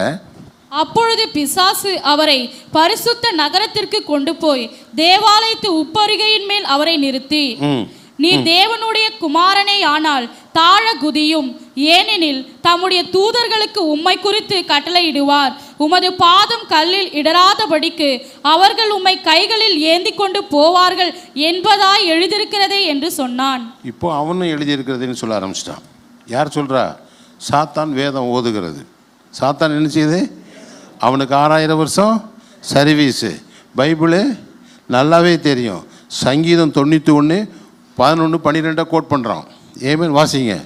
சங்கீதம் 91, 11, 12 கோட் பண்ணுறான் இயேசுநாதத்தை. நீ அவர் வசனம் சொன்னால் இவனும் வசனம் சொல்கிறான். கவனிங்க. உன் வழிகள் எல்லாம் உன்னை காக்கும்படி உனக்காக தம்முடைய தூதர்களுக்கு கட்டளையிடுவார், உன் பாதம் கல்லில் இடராதபடிக்கு அவர்கள் உன்னை தங்கள் கைகளில் ஏந்தி கொண்டு போவார்கள். இப்போ அவனும் வசனம் சொல்கிறான். இயேசு வசனம் சொல்லணும்னா அவனும் வசனம் சொல்கிறான். இப்போ அவன் என்ன செஞ்சார் இயேசு? நல்லா கவனிங்க. இதான் நம்ம ரொம்ப கவனிக்கணும். வசனத்தை அவன் என்ன செய்வான்னா மாற்றுவான். வசனத்தை சொல்லிட்டு வசனத்தை மெதுவாக என்ன செய்வான்? அப்படியே கொஞ்சமாக மாற்றுவான். இயேசுநாதன் வசனம் சொன்னோன்னா அவனும் வசனத்தை சொல்லிட்டு அடுத்தல அவன் என்ன சொன்னான் பாருங்க. இயேசுநாதன் அதுக்கு என்ன பதில் சொல்கிறாரு பாருங்க. அதற்கு இயேசு, உன் தேவனாகிய கர்த்தரை பரீட்சை பாராதிருப்பாயாக என்றும் எழுதியிருக்கிறதே என்றார். அதுக்கு தான் சபை முழு வேதத்தை படித்து ஆராய்ந்து என்னது சத்தியத்தை தெரிஞ்சிருக்கணும். இயேசு ஒன்று சொன்னார், உன் தேவனாகிய கர்த்தரை என்ன செய்யாத? பரிச்சயத்து பாராத. குதின்னு சொன்னது உண்மைதான். கல்லிடாத உன்னை காங்குவேன்னு சொன்னது உண்மைதான். நீ போகும்போது எழுதி விழுந்தா காலில் விழுவேன். அதுக்காக நீ போய் என்ன செய்யக்கூடாது? கல்லுக்குள்ளே போய் புதக்குன்னு குதிக்கக்கூடாது. ஏமே. அல்லேலூயா. அல்லேலூயா. உன் கால் கல்லிடாதபடி தூதர்களுக்கு கட்டளையிடுவார்னு சொல்லி நீ செய்யக்கூடாது. ஏதோ தெரியாமல் நீ விழுந்தான்னா ஆண்டவர் உனக்கு உதவி செய்வேன்னு சொல்லியிருக்கார். எல்லாரும் ஆமே. அல்லேலூயா. அல்லேலூயா. அதனால தான் அவன் சொன்ன, உன் தேவனாகிய கர்த்தரை என்ன செய்யாத? பரிச்சயத்து பாரா என்று எழுதியிருக்கிறதே என்று சொன்னார். சத்திய வசனத்தை சரியாக புரிந்து கொள்ளணும். அது மிக முக்கியம். எனது கடைசி நாட்களில் சாத்தான் வசனத்தையே மாற்றி நம்மளை மீனிங்கை மாற்றி பேசி நம்முடைய எண்ணங்களை மாற்றுவதற்கு முடியும். அதனால் சத்திய வசனத்தில் நிற்கணும். இந்த வசனத்தை சொன்னோன்னு அவன் என்ன செஞ்சான் பாருங்க. அடுத்தால என்ன பண்ணான் பாருங்க. மறுபடியும் பிசாசு அவரை மிகவும் உயர்ந்த மலையின் மேல் கொண்டு போய் உலகத்தின் சகல ராஜ்யங்களையும் அவைகளின் மகிமையும் அவருக்கு காண்பித்து, நீர் சாஷ்டாங்கமாய் விழுந்து என்னை பணிந்து கொண்டால் இவைகளையெல்லாம் உமக்கு தருவேன் என்று சொன்னான். நீ சாஷ்டாங்கமாக விழுந்து என்னை பணிந்து கொண்டால் நான் இவைகளெல்லாம் உங்களுக்கு என்ன செய்வேன், தருவேன்னு சொன்னார். அல்லேலூயா. சாத்தானுக்கு ஒரு ரொம்ப ஆசைன்னா தன்னை எல்லாரும் ஆராதிக்கணும். அவன் விழுந்து போனதே அப்படி தான். வட துருவத்தில் இருக்கிற மேலான சிங்காசனத்தை வைத்து அதை உட்காருவேன். இன்றைக்கி சாத்தானுக்கு எல்லாரும் தங்களை ஆராதிக்கணும். அதனால இவ்வளோ போலி கடவுள்களை வைத்து தேவனுக்கு கொடுக்கக்கூடிய ஆராதனையை கொடுக்க விடாதபடி அவன் அந்த போலி கடவுள்களை என்ன செய்யணும், ஆராதிக்க வேண்டும் என்று அவன் விரும்புகிறான். ஹல்லேலூயா, ஹல்லேலூயா, ஹல்லேலூயா. உவாமம் 6ஆம் அதிகாரம் 13வது வசனத்தை பாருங்கள். அதான் இயேசு மறுபடியும் பேசுகிறார். வசனத்தை பாருங்கள். உன் தேவனாகிய கர்த்தருக்கு பயந்து அவருக்கே ஆராதனை செய்து அவருடைய நாமத்தை கொண்டே ஆணையிடுவாயாக. உன் தேவனாகிய கர்த்தருக்கு பயந்து அவருக்கு ஆராதனை செய்து அவருடைய நாமத்தை கொண்டே ஆணையிடுவாயாக. எல்லாரும் ஆமென். அவர் ஒருவருக்கு தான் ஆராதனை செய்யணும், வேற யாருக்கும் ஆராதனை செய்யக்கூடாது. ஆமென். இதை சொன்ன உடனே இயேசு கிறிஸ்து பாருங்க என்ன சொல்றாரு. அவர் 8வது வசனத்தில் மறுபடியும் பிசாசு அவரை மிகவும் உயர்ந்த மலையின் மேல் கொண்டு போய் உலகத்தின் சகல ராஜ்யங்களையும் அவைகளின் மகிமையும் அவருக்கு காண்பித்து, நீர் சாஷ்டாங்கமாய் விழுந்து என்னை பணிந்து கொண்டால் இவைகளையெல்லாம் உமக்கு தருவேன் என்று சொன்னான். 10வது வசனம். அப்பொழுது இயேசு, அப்பாலே போ சாத்தானே, உன் தேவனாகிய கர்த்தரை பணிந்து கொண்டு அவர் ஒருவருக்கே ஆராதனை செய்வாயாக என்று எழுதியிருக்கிறதே என்றார். இப்போ ஆண்டவர் சொல்றாரு, உன் தேவனாகிய கர்த்தரை பணிந்து கொண்டு அவருக்கு மட்டும் ஆராதனை செய் என்று எழுதியிருக்கிறது என்றார். இப்போ அவன் டீல் பண்ண வந்துட்டான். உனக்கு இந்த உலகத்தில் மகிமையெல்லாம் தாரேன், நீ எனக்கு என்ன செஞ்சிரு, ஒரு ஆராதனை மட்டும் செஞ்சிருப்பா, என் காலில் விழுந்துரு, நான் எல்லாத்தையும் உனக்கு தந்துடுறேன். ஆதாமையும் ஏவாளையும் வஞ்சித்தது போல இயேசுவை வஞ்சிப்பதற்கு முயற்சி தான். ஆனால் இயேசு கிறிஸ்து ஆவியின் பட்டயத்தை கொண்டு அவனை மேற்கொண்டார். எல்லாராமே ஹல்லேலூயா, ஹல்லேலூயா, ஹல்லேலூயா. அப்போ எழுதியிருக்கிற வசனத்தை பேசின உடனே அவன் என்ன செஞ்சான், அவரை விட்டு ஓடி போய் விட்டான். ஹல்லேலூயா, ஹல்லேலூயா, ஆமென். முதல்ல உங்களுக்கு தெரியணும், இந்த யுத்தங்களெல்லாம் செய்வதற்கு முன்னால் முதல்ல உங்கள் உள்ளத்தில் எழுத வேண்டிய காரியத்தை நான் இப்போ சொல்லிடுறேன். இந்த அந்தகார சக்திகளோடு நம்ம யுத்தம் பண்ணாலும் இயேசு கிறிஸ்து ஏற்கனவே 2000 வருஷத்துக்கு முன்னால் அவைகளெல்லாம் யுத்தம் பண்ணி ஜெயிச்சிட்டார். எல்லாரும் ஆமேன்னு சொல்லுங்க. எப்போ ஜெயித்தாரு? 2000 வருஷத்துக்கு முன்னாலே யுத்தம் பண்ணி ஜெயிச்சிட்டார். ஏமே நமக்கு மேட்ச் விளையாடுறதுக்கு முன்னாலே நம்ம தான் ஜெயிச்சோன்னு டிக்ளேர் பண்ணிட்டார். ஹல்லேலூயா. நம்ம போய் நின்னா போதும், நம்ம அவர் சொன்ன வசனத்தை படித்து கொண்டு அதை விசுவசித்து நின்னா போதும், ஜெயம் நமக்கு ஏற்கனவே உண்டாகியிருக்கிறது. ஹல்லேலூயா. கொலோசியருக்கு எழுதின நிருபம் 2ஆம் அதிகாரம் 15வது வசனம். துரைதனங்களையும் அதிகாரங்களையும் உரிந்து கொண்டு வெளியரங்கமான கோலமாக்கி அவைகளின் மேல் சிலுவையிலே வெற்றி சிறந்தார். பாருங்க, இயேசு கிறிஸ்து சிலுவையில் எப்படி வெற்றி சிறந்தாராம்? துரைத்தனங்களும் ஆளுகை செய்கிறது, அதிகாரங்களும், இந்த உலகத்தில் உள்ள அதிகாரங்கள், வான மண்டலத்தில் இருக்கிற அதிகாரங்கள், பூமியில் இருக்கிற அதிகாரம், எல்லா நாமங்களுக்கு மேலான நாமத்தை இயேசு உடையவர், எல்லாவற்றையும் உரிந்து கொண்டு வெளிரங்க கோலமாக்கி சிலுவையில் வெற்றி சிறந்தார். நல்லா கவனிங்க, லூசிஃபரை இயேசு கிறிஸ்து எப்படி ஜெயித்தாராம்? வெளிரங்கமான கோலமாக்கி ஜெயித்தார். வெளிரங்க கோலமான பப்ளிக் பிளேஸில் பப்ளிக்காக அவனுடைய தூதர்கள் எல்லாருக்கும் முன்னாலேயும் சாத்தான் இயேசுவால் தோற்கடிக்கப்பட்டவன். ஹல்லேலூயா. அவனுடைய துரைத்தனங்களை அதிகாரையும் உரிந்து கொண்டு, அதிகாரத்தை என்ன செஞ்சார்? எந்த அதிகாரத்தை மனுஷன் கையிலேருந்து ஏமாற்றி பறிச்சானோ அதே அதிகாரத்தையும் துரைத்தனத்தையும் இயேசு கிறிஸ்து சிலுவையிலே பறித்து விட்டார். எல்லாரும் ஆமென். இப்போ அவன் தோற்கடிக்கப்பட்டவன், அவன் தோற்று போனவன், அவனுடைய தோற்று போனவனாக இருக்கிறான். எல்லாரும் ஆமென் சொல்லுங்க. ஹல்லேலூயா, ஹல்லேலூயா, ஹல்லேலூயா, ஹல்லேலூயா. எல்லாரும் ஆமென் சொல்லுங்க. ஹல்லேலூயா. அப்போ சகல அதிகாரங்களையும் துரைத்தனங்களையும் உரிந்து கொண்டு ஈன சிலுவையிலே கர்த்தர் நமக்காக வெற்றி சிறந்து விட்டார். எல்லாரும் ஆமென், ஆமென், ஹல்லேலூயா. ஆகினால் தான் பாவத்தில் கட்டி இருக்கிற நபர்களை கல்வாரி இரத்தத்தினால கர்த்தர் மீட்டு தேவராஜ்யத்துக்குள்ளே கொண்டு வருகிறார். ஹல்லேலூயா. கொலோசியர் 1ஆம் அதிகாரம் 13-14 வசனம் பாருங்க. இருளின் அதிகாரத்தினின்று நம்மை விடுதலையாக்கி. நம்ம எல்லாம் எங்கே இருந்தோம்? ஒரு காலத்தில் இருளின் அதிகாரத்தில் இருந்தோம். இருளின் அதிகாரத்திலிருந்து நம்மை விடுதலையாக்கி தமது அன்பின் குமாரனுடைய ராஜ்யத்திற்கு உட்படுத்தினவருமாய் இருக்கிற பிதாவை ஸ்தோத்தரிக்கிறோம். அடுத்த வசனம். குமாரனாகி அவருக்குள் அவருடைய இரத்தத்தினாலே பாவ மன்னிப்பாகிய மீட்பு நமக்கு உண்டாயிருக்கிறது. அவருடைய இரத்தத்தினாலே பாவ மன்னிப்பாகிய மீட்பு நமக்கு உண்டாயிருக்கிறது. ஹல்லேலூயா, ஹல்லேலூயா. பிசாசுனுடைய ஆயுதமாகிய பாவத்தை ஜெயிக்கும்படியாய் கர்த்தர் நமக்கு உதவி செய்தார். ஹல்லேலூயா. அவன் பாவத்தில் தான் பிசாசை கட்டி வைத்திருக்கிறான். ஒரு மனிதனை பாவம் செய்ய வைத்து அந்த பாவத்துக்கு அடிமையாக்கி பிசாசு அவனை ஆளுகை செய்கிறான். எப்படி ஆதாமையும் ஏவாளையும் அந்த விலக்கப்பட்ட கனியை புசிக்கும்படி ஆலோசனை சொல்லி அதை புசித்த உடனே அவருக்கு அடிமையாக்கி அவருடைய ஆளுகை கீழே கொண்டு வந்துட்டான். இப்போ பிசாசுடைய ஆளுகைக்கு வந்தனால தான் ஆண்டவருக்கு ஒரு வழி இல்லாமல் ஏதேன் தோட்டத்தை விட்டு அவன் வெளியே அனுப்ப வேண்டியதாயிட்டு. இன்றைக்கி நீங்களும் நானும் ஒரு காலத்தில் பிசாசுக்கு அடிமையாக இருந்து பிசாசும் சொன்னபடி மனமும் மாமிசமும் விரும்பினதை செய்து கொண்டிருந்தோம். அவன் நம்மை ஆண்டு கொண்டு இருந்தான். இந்த பிரபஞ்சத்தின் தேவன் நம்மை ஆண்டு கொண்டு வந்தான். அல்லேலூயா.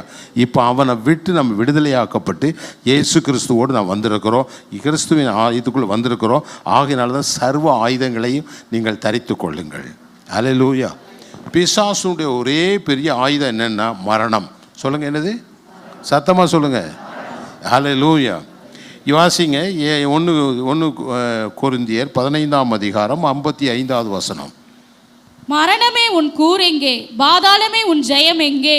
இயேசு கிறிஸ்து இந்த மரணத்தையும் பாதாளத்தையும் ஜெயித்திருக்கிறார். அல்லேலூயா, அல்லேலூயா.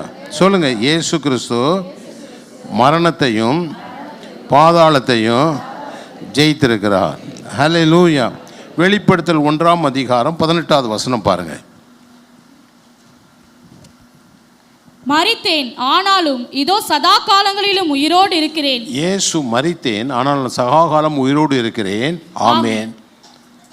நான் மரணத்திற்கும் பாதாளத்திற்கும் உரிய திறவுகோல்களை உடையவராய் இருக்கிறேன். இப்போ மரணத்திற்கும் பாதாளத்துக்கும் திறவுகோல் யார் கையில் இருக்கு? இயேசு கையில் இருக்கு. எல்லாரும் ஆமென். அல்லேலூயா. அவனுடைய பெரிய ஆயுதம் என்னது? மரணம். இப்போ மரணத்தினுடைய சாவி யார் கையில் வந்துட்டு? இயேசு கையில் வந்துட்டு. எல்லாரும் ஆமென், ஆமென். அல்லேலூயா. எல்லாரும் ஆமென். மரணத்தினுடைய சாவி யார் கையில் இருக்கு பாருங்கள். திறவுகோலை உடையவனாக இருக்கிறேன். ஆண்டவர் சொல்றாரு, மரணத்திற்கும் பாதாளத்துக்கும் இப்போ திறவுகோல் யார் கையில் வந்துட்டு? இயேசு கையில் வந்துட்டு. அல்லேலூயா. எல்லாரும் ஆமென் சொல்லுங்க. அல்லேலூயா. 1 கொரிந்தியர் 15ஆம் அதிகாரம் 54வது வசனத்தை வாசிங்க. அழிவுள்ளதாகி இது அழியாமையும், அழிவுள்ளதாகிய இது அழியாமையும், சாவுக்கேதுவாகி இது சாவாமையும் தரித்து கொள்ளும் போது மரணம் ஜெயமாக விழுங்கப்பட்டது என்று எழுதியிருக்கிற வார்த்தை நிறைவேறும். இந்த அழிவுள்ள சரீரம் அழியாமையை தரித்து கொள்ளுமா? சாவுக்கு ஏதுவான சரீரம் சாகாமையை தரித்து கொள்ளுமா? அப்பொழுது மரணம் ஜெயமாக விழுங்கப்பட்டது என்று எழுத வார்த்தை நிறைவேறும். அல்லேலூயா, அல்லேலூயா. இயேசு வரும்பொழுது இயேசு மரணத்தை ஜெயித்து எழுந்தார். இன்றைக்கும் அவருடைய சரீரம் திறக்கப்பட்டிருக்கிறது. அவர் கல்லறை திறக்கப்பட்டிருக்கிறது. அவர் சரீரத்தில் உயிரோடு எழும்பினார். நாமும் ஒரு நாள் என்ன செய்வோம்? இயேசு வரும்பொழுது மண்ணான சரீரத்தில் இருக்கிற நாம் மகிமையின் சரீரத்தை பெற்றுக்கொள்வோம். அப்பொழுது மரணம் ஜெயமாக விழுங்கப்படும், பாதாளம் ஜெயமாக விழுங்கப்படும். எல்லாரும் ஆமேன் சொல்லுங்க. ஆமேன். ஹல்லேலூயா, ஹல்லேலூயா. அப்போ நல்லா புரிந்து கொள்ளுங்க, இந்த உலகத்தில் நம்ம வாழும் பொழுது இந்த மரணத்தின் கூறுகளை இயேசுவை ஏற்றுக்கொண்ட போது, இயேசுவுக்காக நம்ம இரத்தத்தால் கழுகப்பட்ட அவருடைய பிள்ளையாய் பிறந்த போது இந்த மரணத்தின் மேலே நமக்கு ஜெயம் இருக்குது. நம்ம உயிரோடு கூட இருக்கோம், ஜீவனாக இருக்கிறோம். எல்லாரும் ஆமேன்னு சொல்லுங்கள். ஹல்லேலூயா. ஆண்டவருக்கு கீழ்ப்படிய வேண்டும். யாக்கோப்பு அழகாக தேவனுக்கு கீழ்ப்படிந்திருங்கள், பிசாசுக்கு எதிர்த்திருங்க. உங்கள் வாழ்க்கையில் போராட்டங்கள் வரும்பொழுது வேத புஸ்தகத்தை கையில் எடுத்துகிட்டு போய் ரூமில் முன்னங்கால் போட்டு பைபிளை படிக்கணும். பைபிளை படித்து நல்ல பொறுமையாக உட்காந்து படிக்கணும். படிச்சுட்டு முன்னங்காலில் இருந்து ஆண்டவரை நோக்கி கூப்பிடணும்.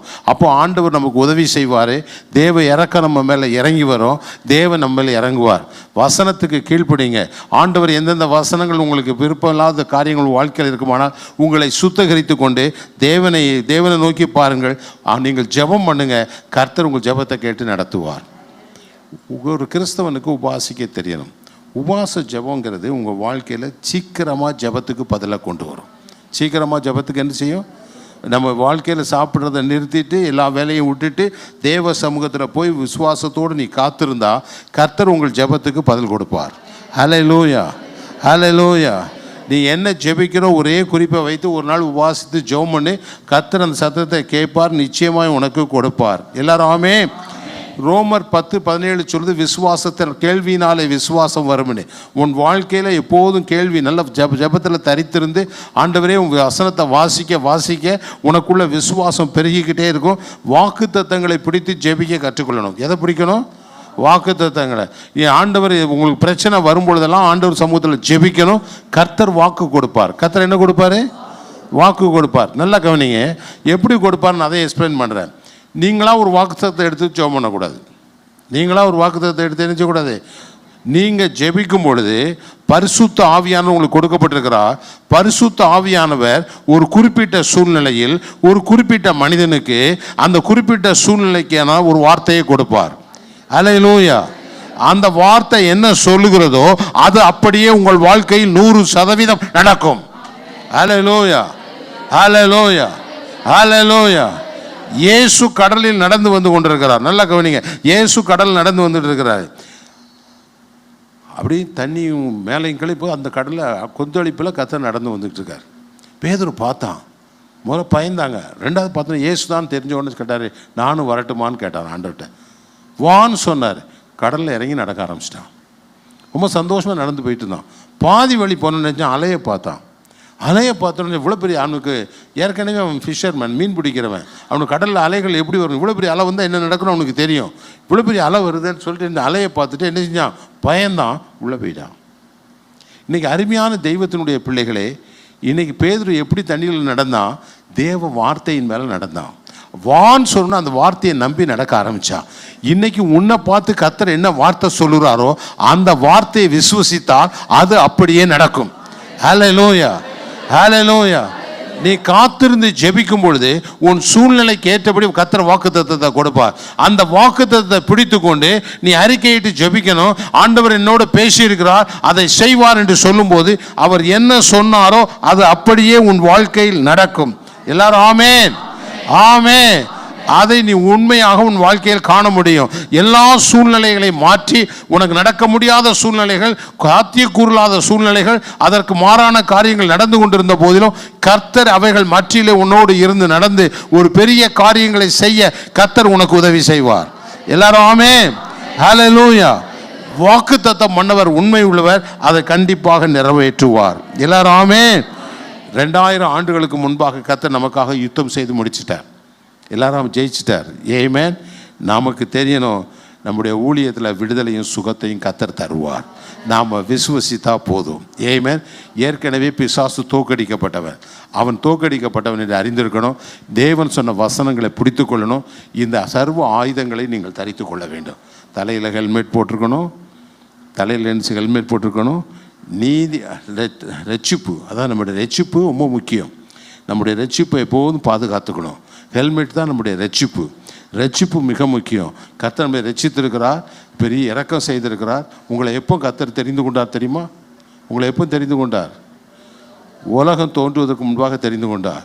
உங்கள் பேரை எப்போ எழுதினார் ஜீவ புஸ்தகத்தில் தெரியுமா? உலகம் தோன்றுவதற்கு முன்பாக. வெளிப்படுத்தல் எடுங்க, வெளிப்படுத்தல்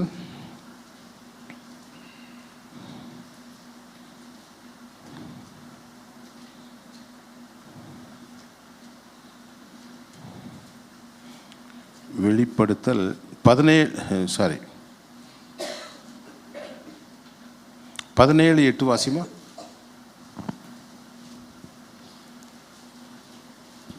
நீ கண்ட மிருகம் முன்னே இருந்தது, இப்பொழுது இல்லை. அது பாதாளத்திலிருந்து ஏறி வந்து நாசமடைய போகிறது. உலக தோற்றம் முதல் ஜீவ புஸ்தகத்தில் பேரெழுதப்பட்டிராத பூமியின் குடிகள் இருந்ததும் இராமற் போனதும் இனி இருப்பதுமாய் இருக்கிற மிருகத்தை பார்த்து ஆச்சரியப்படுவார்கள். பாருங்க, ஜீவ புஸ்தகம் ஒரு புஸ்தகம் இருக்கு. அதில் பேர் எழுதினவங்க தான் பரலோகத்துக்குள்ளே பிரவேசிக்க முடியும். அல்லேலூயா. இங்கே சொல்லுது, உலகம் தோன்றும் முதல் ஜீவ புஸ்தகத்தில் பேர் எழுதாதவர்கள். உலகம் தோன்றுவதற்கு முன்பாக உங்கள் பேரெல்லாம் இங்கே எழுதியிருக்குது. என்ன புஸ்தகத்தில் எழுதியிருக்கு? ஜீவ புஸ்தகத்தில். இந்த ஜீவ புஸ்தகத்தில் பேர் எழுதாதவங்க என்ன செய்வாங்க? அந்தி கிறிஸ்து வரும்பொழுது அவனை கண்டு ஆச்சரியப்படுவாங்க, அவனை வணங்குவாங்க. நீங்கள் நல்லா புரிந்து கொள்ளுங்கள், நம்ம பேரெல்லாம் ஜீவ புஸ்தகத்தில் உலகம் தோன்றுவதற்கு முன்பாக எழுதியிருக்கிறார். அல்லேலூயா. இந்த மகாபெரிய ரட்சிப்பை கர்த்தர் நமக்கு இலவசமாக கொடுத்துருக்கிறார். ஆகையினால பெரிய அடையாளத்தினாலும் அற்புதத்தினாலும் இந்த ரட்சிப்பை உங்களுக்கு கர்த்தர் கொடுத்துருக்கிறார். இந்த ரட்சிப்பை நம்ம என்ன செய்யணும்? மிக கவனமாக பார்த்துக்கணும். ஆண்டவரே, நான் ரட்சிக்கப்பட்டிருக்கிறேன், நான் தேவ பிள்ளையாக இருக்கிறேன், இந்த பூமியில் நான் கரைப்பட்டு போகக்கூடாது, இந்த பூமியில் கரைப்பட்டு போகக்கூடாது, இந்த பூமியில் நான் கரையாயிடக்கூடாதுன்னு நம்ம ஜாக்கிரதையாக இருக்கணும். நேற்று ஈவினிங் தான் பிரசங்கம் பண்ணேன். முடிஞ்சோன்னே ஒரு பிரதர் வந்து சொன்னார், சாத்தான் வந்து என்கிட்ட பேசுகிறான். என்ன பேசுகிறான்னு? நீ உலகத்தில் கொஞ்சம் இருக்கிற நாள் வரைக்கும் உலகத்தை என்ஜாய் பண்ணுப்பா, ஏன் இதெல்லாம் பண்ணிக்கிட்டு இருக்கிற அப்படின்னு அப்படியெல்லாம் பேசிகிட்டு இருந்தான். நீங்கள் வந்தவுடனே கரெக்டாக மெசேஜ் கொடுத்தீங்க. எனக்கு மெசேஜ் கேட்ட பிறகு தான் எனக்கு ஒரு விடுதலை ஆச்சுன்னா. நீங்கள் சாத்தான் நேரடியாக அவர்கிட்ட சொல்கிறான், ஏன்ப்பா நீ கொஞ்ச நாள் இருக்க போகிற, உலகத்தை அனுபவி, அனுபவி ராஜா, அனுபவி.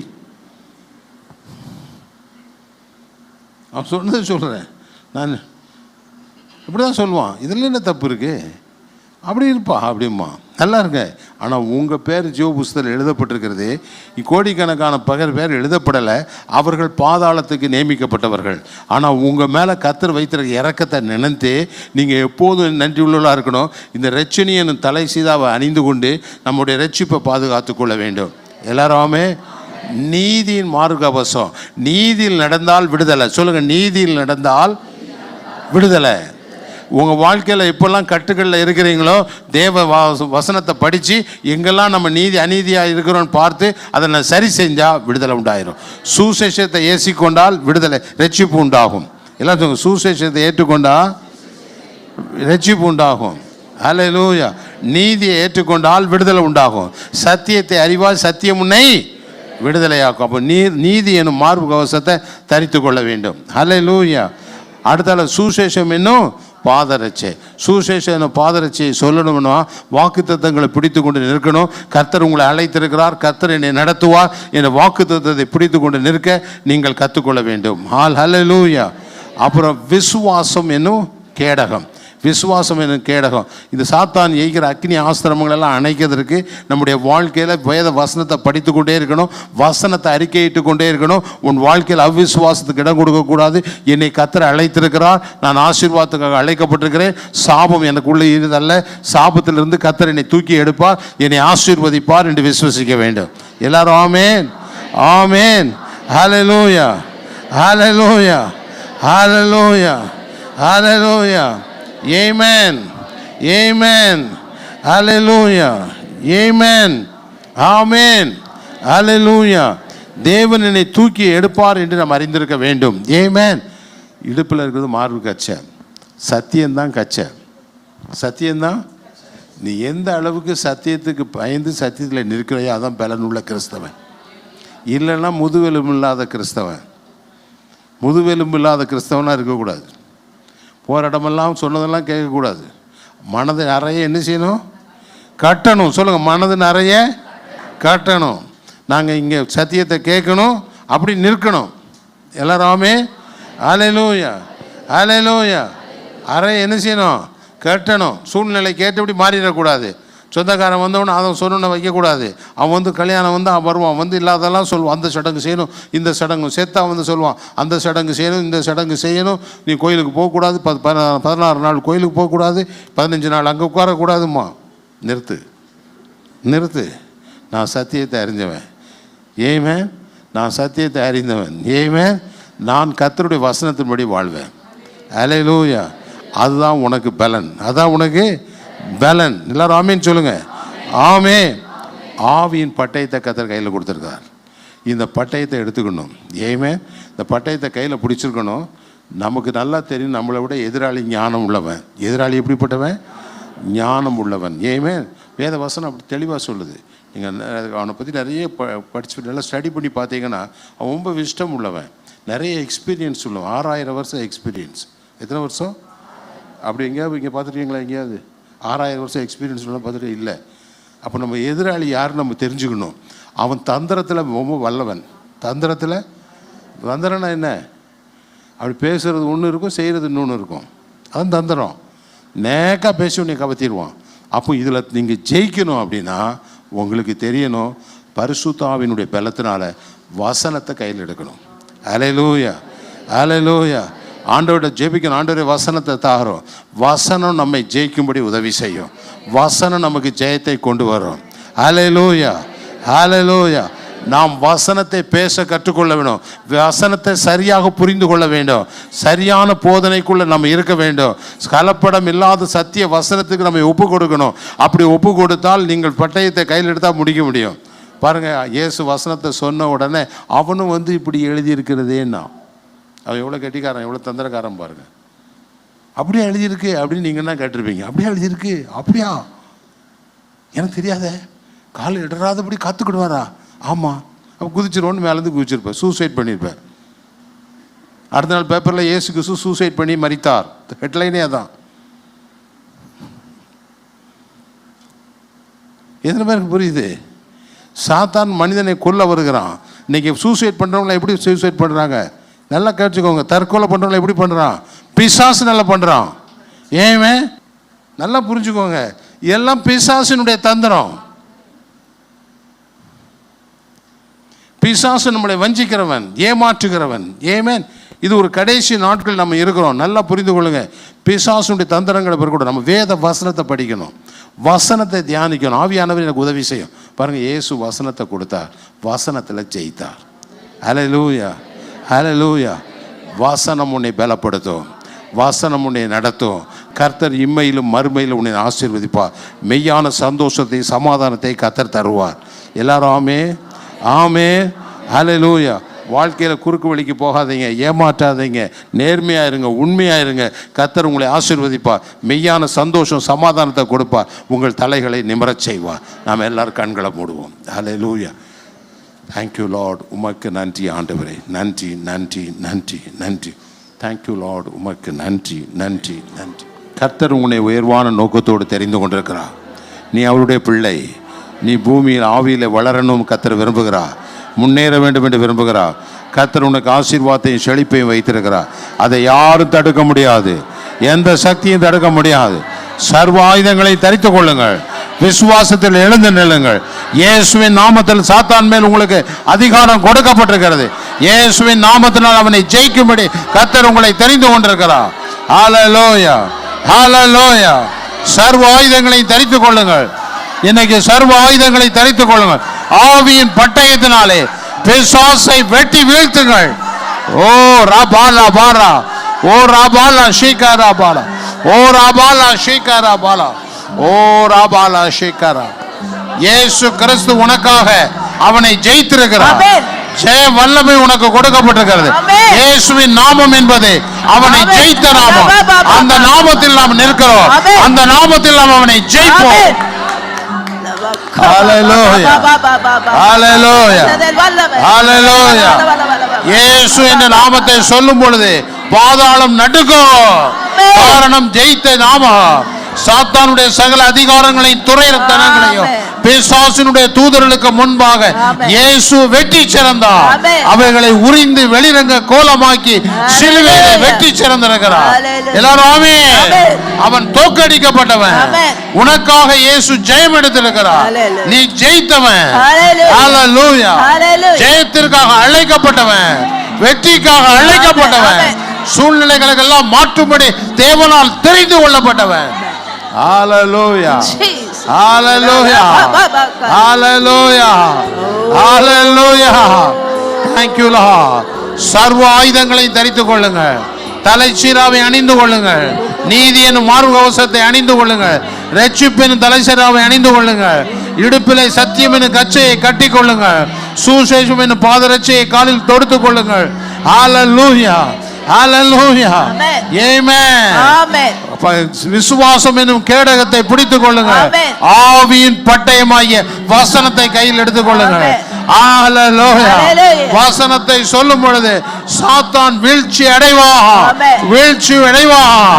நீங்கள் அறிக்கை செய்யும் பொழுது, விசுவாசத்தில் நிற்கும் பொழுது பிசாசானவன் விழுவான். பிசாசான விழுந்து போனவன், ஆமென். தோக்கடிக்கப்பட்டவன், ஆமென். நீ ஜெயம் எடுக்க முடிய அழைக்கப்பட்டவன். ஷபாபா. ஓ ரபாலா பாரா, ரக்கபாபா. ஓ ரபாலா பாரா, ஓ ரபாலா. ஈலாரா பாலா ஷிகரா, ரக்கபாபா. ஓ ரபாலா ரபாலா ரபாலா பாரா தபாலா ஷிகரா பாலா.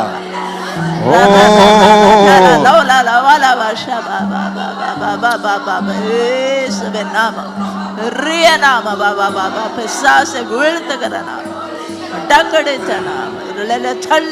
எதிர்காலத்தை குறிச்ச பயத்தோட சிலர் இருக்கிறீங்க. உங்க கையை தூக்க, நான் ஜெபம் பண்ண போறேன். உனக்கு எதிர்காலம் எப்படி இருக்கும்? ரொம்ப பிரமாதமா இருக்கும், ஆசீர்வாதமா இருக்கும். நீ ஆபிரகாமுடைய சங்கதி, நீ ஆசீர்வதிக்கப்பட்டவன், நீ தேவனால் உயர்த்தப்படுகிறவன். எல்லா சூழ்நிலைகள் ஜெயிக்கும்படி கர்த்தர் உதவி செய்வார். ஹல்லேலூயா. தேவனுடைய ராஜ்யத்தை நீதியை தேடுங்கள், மற்றவை கூட கொடுக்கப்படும். ஹல்லேலூயா, ஹல்லேலூயா. உமது அருமை பிள்ளைகள் கை தூக்கிறாங்க. ஆண்டவரே, எதிர்காலத்தை குறித்த பயம்.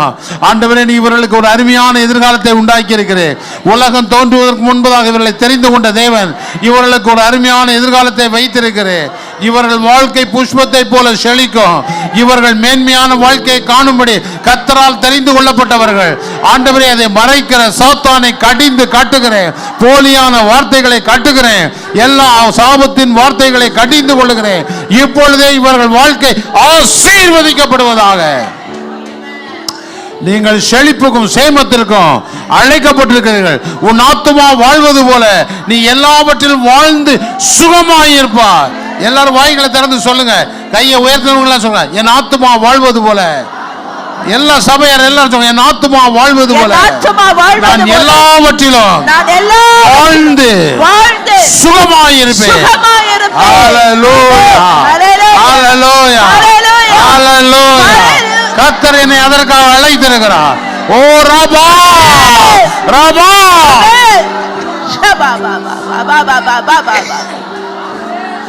உனக்காக வானத்தையும் பூமியையும் படைத்த தேவன்.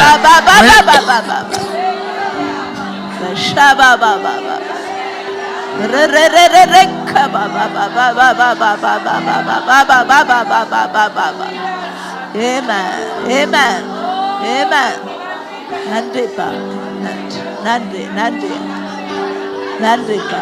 ஷபாபா.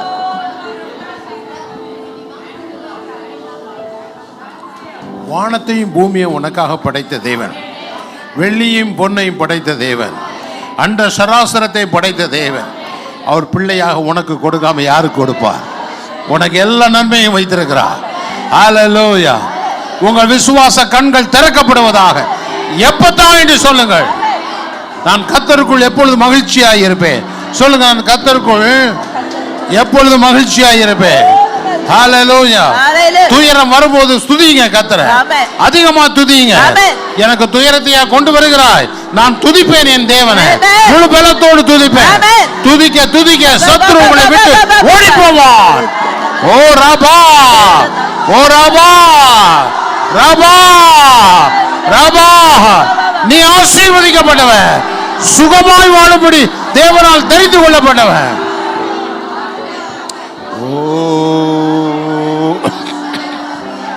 Hallelujah. Shikara bala. Urabala bara shikara bala. Urabala bara shikara. Urabala bara shikara. Urabala bara shikara. Urabala bara shikara. Urabala shikara bala dura vikara. Urabala shikara bala dura vikara. Urabala shikara bala dura vikara. Hallelujah. Rabala shikara bala. Ola bala dabara shikara bala. Thank you Lord. உமக்கு நன்றி ஆண்டவரே, உமக்கு நன்றி. எல்லாம் வல்ல தேவனுக்கு நன்றி ஆண்டவரே. Thank you Lord. கொஞ்ச நேரம் கர்த்தரை ஸ்தோத்திரம் பண்ணுங்க. நன்றி செலுத்துங்க. நன்றி நன்றி நன்றி. நல்ல பிரகாசம் உள்ள எதிர்காலம், பிரகாசம் உள்ள எதிர்காலம் உங்களுக்காக வைக்கப்பட்டிருக்கிறது. பிரகாசம் உள்ள மனக்கண்ணை திறந்து பாருங்க. ஆண்டவரை நீ ஆசீர்வதிப்பா. என் வாழ்க்கையில் எல்லா நன்மைகளும் வரும். என் பிள்ளைகளுடைய பிள்ளைகளை வாழ்வை காண்பேன். நான் கர்த்தருக்கு பயந்து வாழுகிறேன். நான் கர்த்தருக்கு பயந்து வாழுகிறேன். என்னை கர்த்தர் ஆசீர்வதிப்பா. என் பிள்ளைகள் பந்தியை சுற்றிலும் ஒளிமர கன்றுகளை போல இருப்பார்கள். பிள்ளைகளுடைய பிள்ளைகள் வாழ்வை நான் காண்பேன்.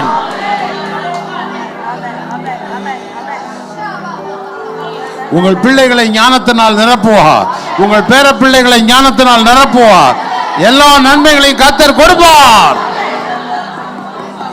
ஹalleluya, ஹalleluya, ஹalleluya, ஆமென். உங்களுக்கு விரோதமாக உருவாகிற ஆயுதங்கள் வாய்க்காமல் போகும். உங்களுக்கு விரோதமாக உருவாகிற ஆயுதங்கள் வாய்க்காமல் போகும். கர்த்தர் இறங்கி அவைகளை கட்டுகளை உடைக்கிறார்.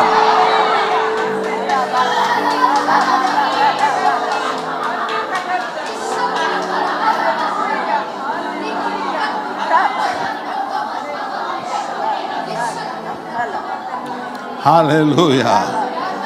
Oh, oh, oh, oh, oh,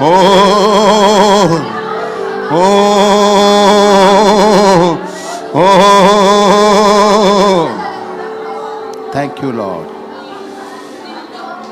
எல்லாரும் கர்த்தரை பார்த்து சொல்லுங்க, கர்த்தர் என்னை நேசிக்கிறார். எல்லாரும் கர்த்தர் என்னை நேசிக்கிறார். கர்த்தரின் மேல் அன்பாய் இருக்கிறார். சகல நன்மையினாலும் என்னை நிரப்புவார். ஆமென், ஆமென், ஆமென். நீங்கள் விருத்தி அடைவீர்கள். நீங்கள் செழித்து ஓங்குவீர்கள். நன்மையினால் கர்த்தர் உங்களை நிரப்புவார். Thank you, Lord. தொடர்ந்து உமது பிரசனம் இருக்கட்டும். பிள்ளைகளை வழிநடத்தும் ஆசீர்வதியும். இயேசு என்னுடைய நாமத்திலே எடுக்கிறோம் பரிசுத்தமுள்ள பிதாவே, ஆமென். என் ஆத்துமாவே கர்த்தரை ஸ்தோத்திரி, என் முழு உள்ளமே பரிசுத்த நாமத்தை ஸ்தோத்திரி. என் ஆத்துமாவே கர்த்தரை ஸ்தோத்திரி, கர்த்தர் செய்த சகல வாரலையும் மறவாதே, ஆமென்.